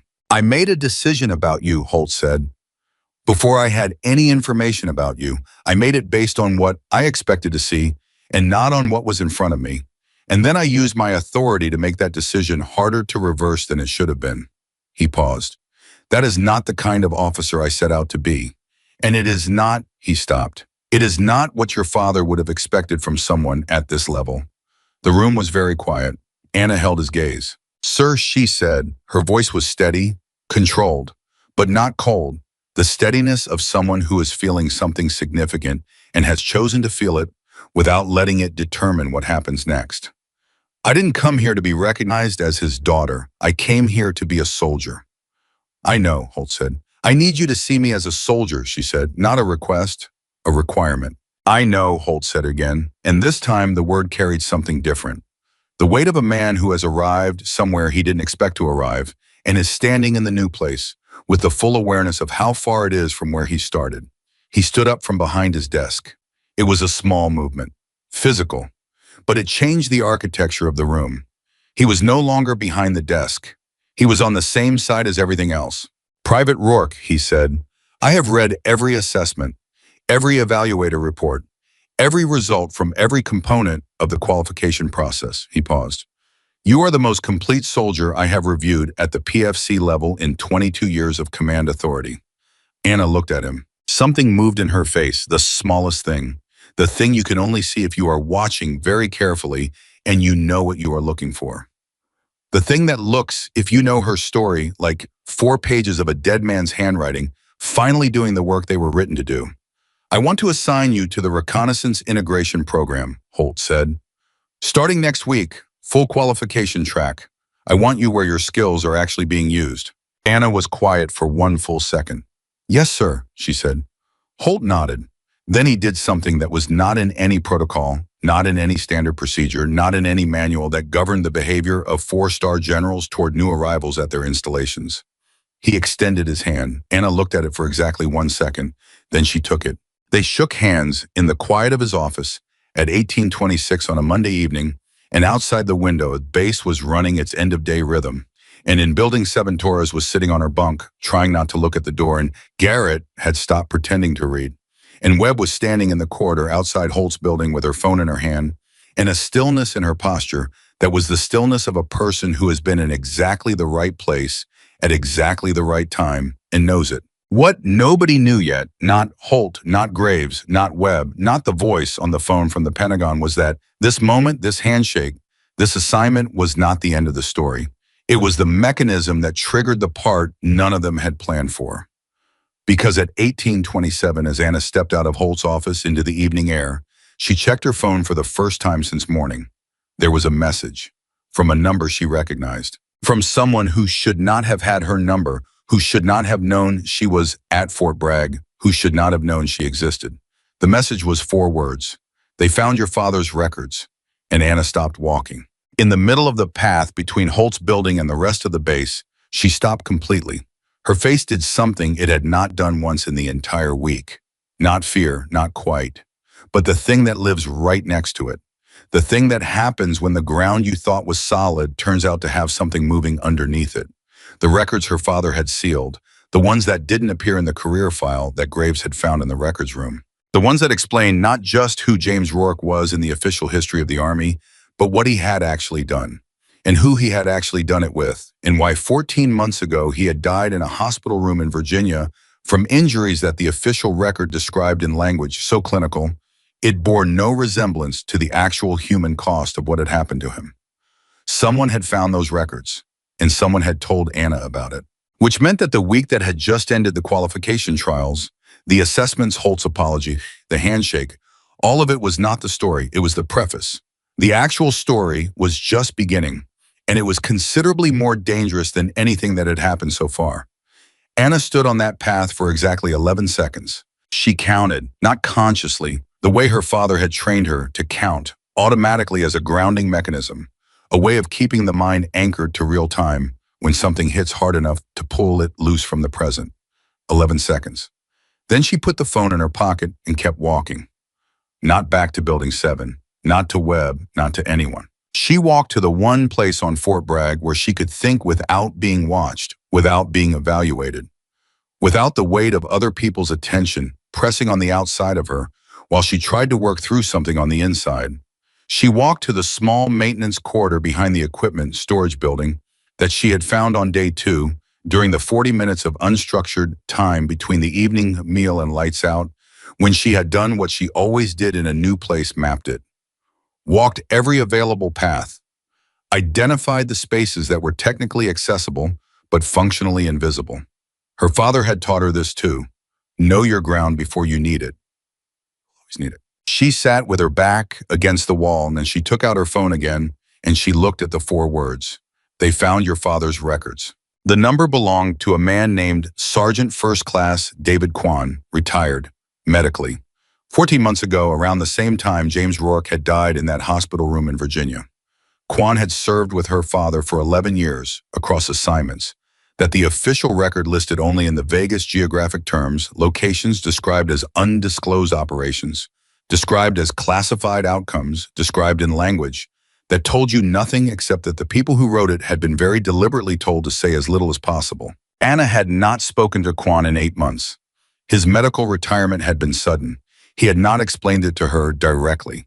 He had sent one message 2 weeks after her father's memorial that said, only stay quiet, stay small, give it time. I'll reach out when it's safe. She had waited.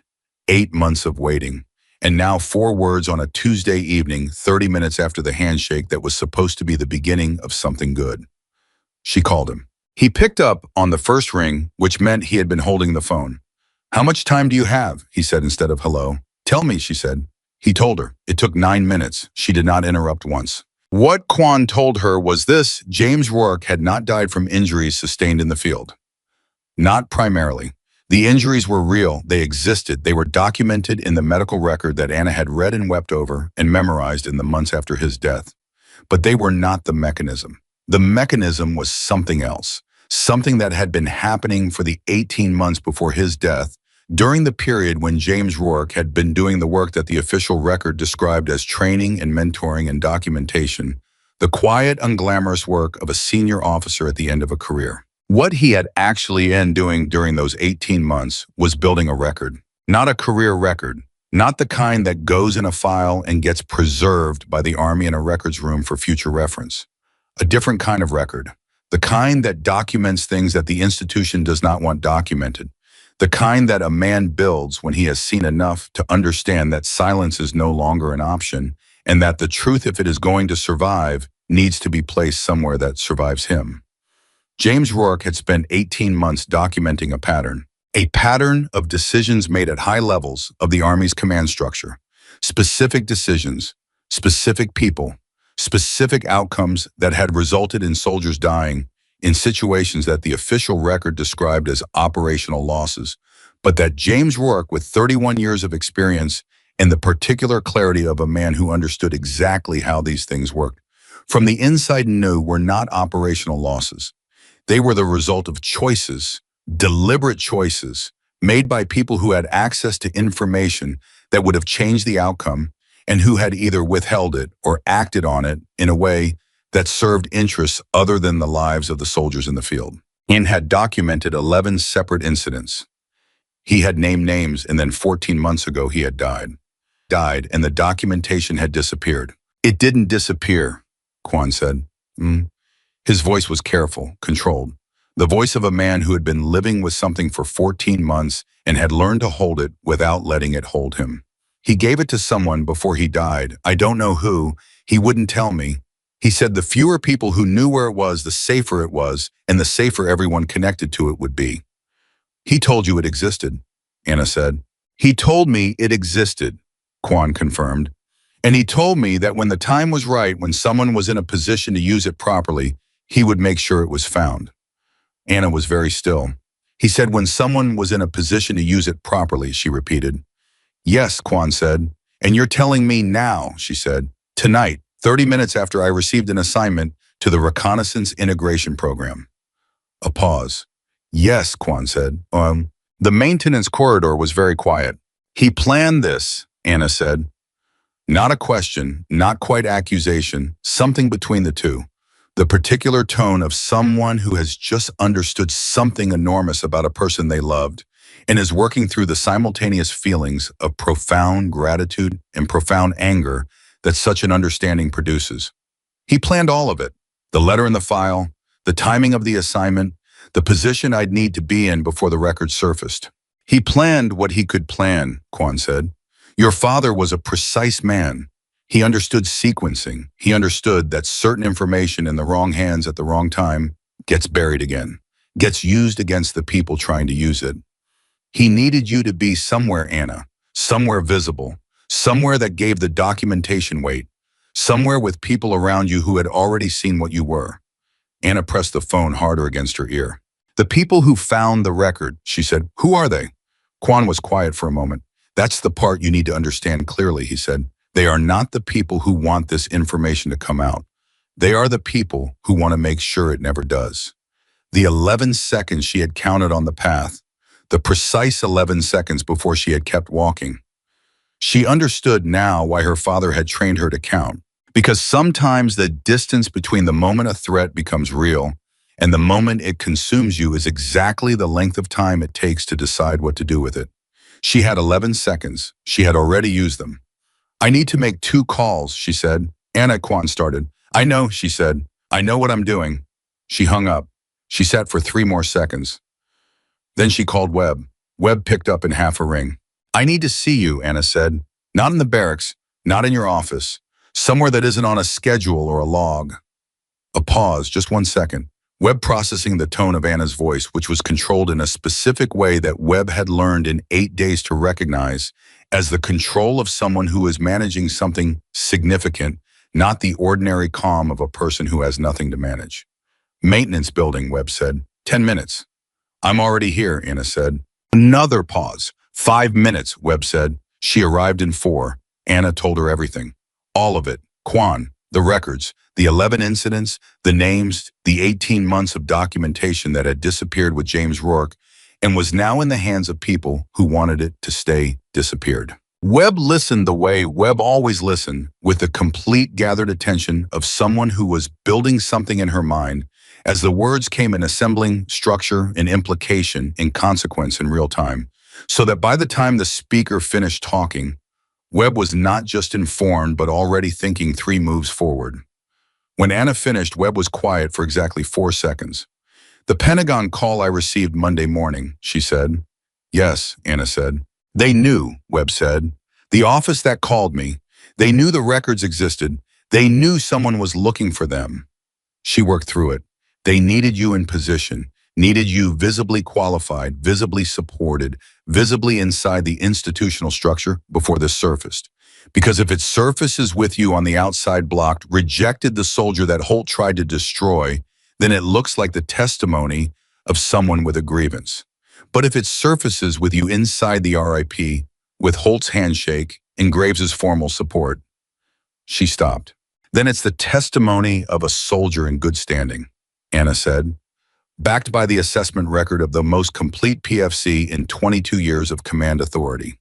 She met Webb's eyes. He knew they'd say that. He knew Holt would say exactly that eventually. He knew because he'd served with men like Holt his entire career. He knew the arc of them. Webb looked at her. "Your father," she said slowly, "built a 40-year operation." "He built a 40-year operation," Anna confirmed, quietly. The maintenance quarter was cold. Neither of them acknowledged it. "What do you need from me?" Webb asked. "I need you to call the office that called you Monday," Anna said. "I need you to tell them the records have been found by the wrong people, and the timeline has moved up. Whatever they were planning to do with this, they need to do it now, not end of week, now." Webb already had her phone out. "And the second call you needed to make," she said. Anna looked at her. "Graves," she said. Webb raised her eyebrows slightly. "He read my father's letter 4 times, Anna said. "He reported Sloan to the IG without being told to. He called Sloan and told him to stop before anyone asked him to." She paused. "He's already decided whose side he's on. He just hasn't been told what side that is yet." Webb nodded once. "Make your calls," she said. "I'll make mine." At 2100, Graves's phone rang. He was still in his office. He had not gone home, which had become a pattern this week that he recognized as significant men go home when the day feels finished, and no day this week had felt finished. He looked at the number. It was Anna. He picked up. "Sir," she said. "Private," he said. "I need to tell you something," she said. "And I need to tell you clearly so that you can make an informed decision about what you do next. Because what you do next is going to matter in a way that I don't have the authority to fully explain to you yet, but that you will understand completely within the next 24 hours. Graves sat forward in his chair. "Tell me," he said. She told him. The same version she had told Webb. Complete, unvarnished. The names, the incidents, the documentation, the people who had found it, and what they intended to do with it. When she finished, Graves was silent for 7 seconds. "Your father built this," he said, specifically. "Yes, sir. He built it knowing he might not survive to see it deployed," Graves said. "He knew exactly that," Anna said, "and he deployed it anyway." Another silence. "Private Rourke," Graves said. His voice had something in it that had not been there on Monday morning when he had stood in front of a formation and made a new arrival into a spectacle. Something that was the result of a week of being wrong and the specific difficult work of becoming less wrong in real time. "What do you need from me?" "I need you to be in Holt's office at 0700 tomorrow," she said, "with the letter, with your copy of the IG correspondence. And I need you to tell him everything I just told you before anyone else does. Because if it comes to him from outside, from the Pentagon, from the IG office, from the people who found my father's records, he will react the way people in his position always react to information that arrives as a threat, defensively, institutionally." She paused. "But if it comes from you, it comes as the truth, and Holt has spent this week slowly becoming someone who can hear the truth." Graves was quiet. "You're asking me to trust your read of a 4-star general you have known for 8 days, he said. "I'm asking you to trust your own read," she said. "You've known him for years. You told him he needed to decide what this installation stood for before someone else decided for him. You already know what he chose." A long pause. 0700, Graves said. 0700, Anna confirmed. She hung up. She sat in the maintenance corridor for 2 more minutes. Then she stood, straightened her uniform, and walked back to Building 7. Torres was awake. Garrett was there too, sitting on Torres's footlocker, which meant he had come from the next bay, and both of them had been waiting, which meant word had traveled, which it always did on a military base through the particular invisible network of observation and inference that thousands of people living in close proximity develop over time. Something happened, Torres said. Something is happening, Anna corrected. She sat on her bunk. It's not finished yet. Are you in trouble? Garrett asked. Anna looked at him. I'm in exactly the position I was supposed to be in, she said. According to a man who died 14 months ago and still managed to be right about everything. Garrett and Torres exchanged a look. Your father, Torres said. My father, Anna confirmed. Nobody asked anything more. There was a quality in the room in the way Torres settled back and Garrett stayed where he was, and the barracks held its particular nighttime quiet of people who understood that they were adjacent to something larger than the current moment, and who had made the collective unspoken decision that their role right now was to be present without adding to the weight of it. Anna lay back on her bunk. She looked at the springs above her. She thought about her father at 18 months before his death, sitting somewhere and writing. Not his memoir, not his vindication, a weapon, a carefully designed, precisely timed, completely deliberate weapon that he had built out of the one material that cannot be destroyed by the people it targets, the truth fully documented, placed in the hands of someone who could carry it to the right place at the right moment. He had given her everything. The training, the philosophy, the letter, the position, the sequence. He had given her the weapon and the mission and the path, and he had trusted her to walk it without him. She closed her eyes. At 0650 the next morning, Graves walked into Holt's outer office with the letter and the IG correspondence and everything else, and told the aide he needed 5 minutes before the general's day officially began. The aide, who had worked for Holt long enough to read the temperature of incoming conversations, looked at the folder in Graves' hand and said nothing and opened the inner office door. Holt looked up from his desk. Graves sat down across from him without being invited and opened the folder and began to talk. He talked for 22 minutes. Holt did not interrupt once. At 0730, Holt made a call, not to the Pentagon, not to the IG office, to Brigadier General Okafor. He told her what he knew. He told her what he intended to do with it. He told her that he needed her to be in his office at 1000 with whatever authority she had brought with her from Washington, because what happened at 1000 was going to require a level of institutional backing that he could not provide alone. Okafor said, I'll be there at 9:45. At 1000, Anna was called to Holt's office for the second time in less than 24 hours. This time, there were 5 people in the room when she arrived. Holt, Graves, Okafor, a man Anna did not recognize in civilian clothes, who carried himself with the specific, compressed authority of someone from an office that did not put its name on its door. And standing slightly to one side with his hands clasped in front of him, looking at Anna with the expression of a man who has carried something very heavy for a very long time and has just been told he can set it down, Sergeant First Class David Kwan. Anna stopped when she saw Kwan. For exactly 2 seconds, the control she had maintained for 9 straight days slipped entirely. Not broke, slipped. The way a mask slips when the person behind it sees something that gets past the mask before the mask can catch it. Kwan looked at her. He told me to give you this, Kwan said, when you were ready. He said I would know when. He held out an envelope. Plain, white, her name on the front in her father's handwriting. She crossed the room. She took the envelope. She held it. Nobody in the room spoke. She opened it. Inside was a single sheet of paper, and on it, in the clean, direct prose of a man who had spent 31 years saying what he meant, James Rourke had written to his daughter one final time. She read it. The room was completely silent. When she finished, she folded the paper once and put it in her jacket pocket. Then she looked up. Okafor was watching her. Private Rourke, Okafor said, the documentation your father compiled has been recovered and secured. The people who accessed it did not have time to act on it. What happens next is going to require a soldier who can operate at the intersection of institutional authority and personal credibility. Someone whose record at this installation speaks for itself and whose connection to the original documentation is beyond question. She paused. Your father was very precise about what he wanted to happen, and he was very precise about who he wanted to carry it. Anna looked at her steadily. What do you need from me? Anna said. Okafor looked at Holt. Holt stood up from behind his desk. He walked around it. He walked to where Anna was standing, and he did something that was not in any protocol, not in any regulation, not in any manual that had ever governed the behavior of a 4-star general in his own office. He stopped in front of her, and he went to one knee. Not as theater, not as performance, as the physical acknowledgement of a man who had spent 9 days being wrong and had arrived through the specific and difficult work of honesty at the only gesture that matched the weight of what he owed her. Not as his daughter, as a soldier, as the person who had walked into the most hostile possible environment with nothing but what she had earned and had been precisely, completely, exactly what her father's letter had promised she would be.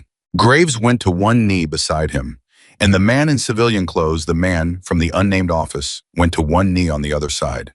Three men, three different kinds of authority, one knee each, in front of Private First Class Anna Rourke, who was 23 years old, who had been on Fort Bragg for 9 days, who had arrived without her father's name, who stood in the middle of Holt's office and felt the full weight of 9 days and 14 months and 31 years settle around her, like something that had always been there, that had always been coming, that her father had spent his entire life building toward this exact, unrepeatable moment.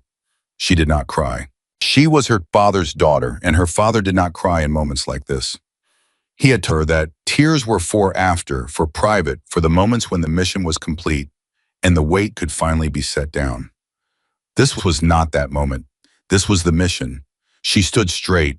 She looked at the three men in front of her, and she said the only thing that the moment required, the only thing that her father, reading over her shoulder from wherever fathers go, would have recognized as the right response to 31 years of preparation and 9 days of proof and 4 pages of a letter that a dead man had written to the world on her behalf. "Get up," she said quietly, not with arrogance, with the authority of someone who has earned the right to use it. "We have work to do, ma'am." They got up, they went to work. And the story that General Marcus Holt had tried to end before it started, with a recruitment file thrown across a conference room and a command delivered in the voice of a man who had never been told no by anyone smaller than him, became instead the story that changed everything. The documentation that James Rourke had spent 18 months building was submitted through proper channels with Anna's formal testimony attached, supported by the assessment record of the most capable soldier Fort Bragg had processed in more than 2 decades, backed by the institutional authority of 3 men who had chosen each in his own way and at his own cost to be what they had signed up to be.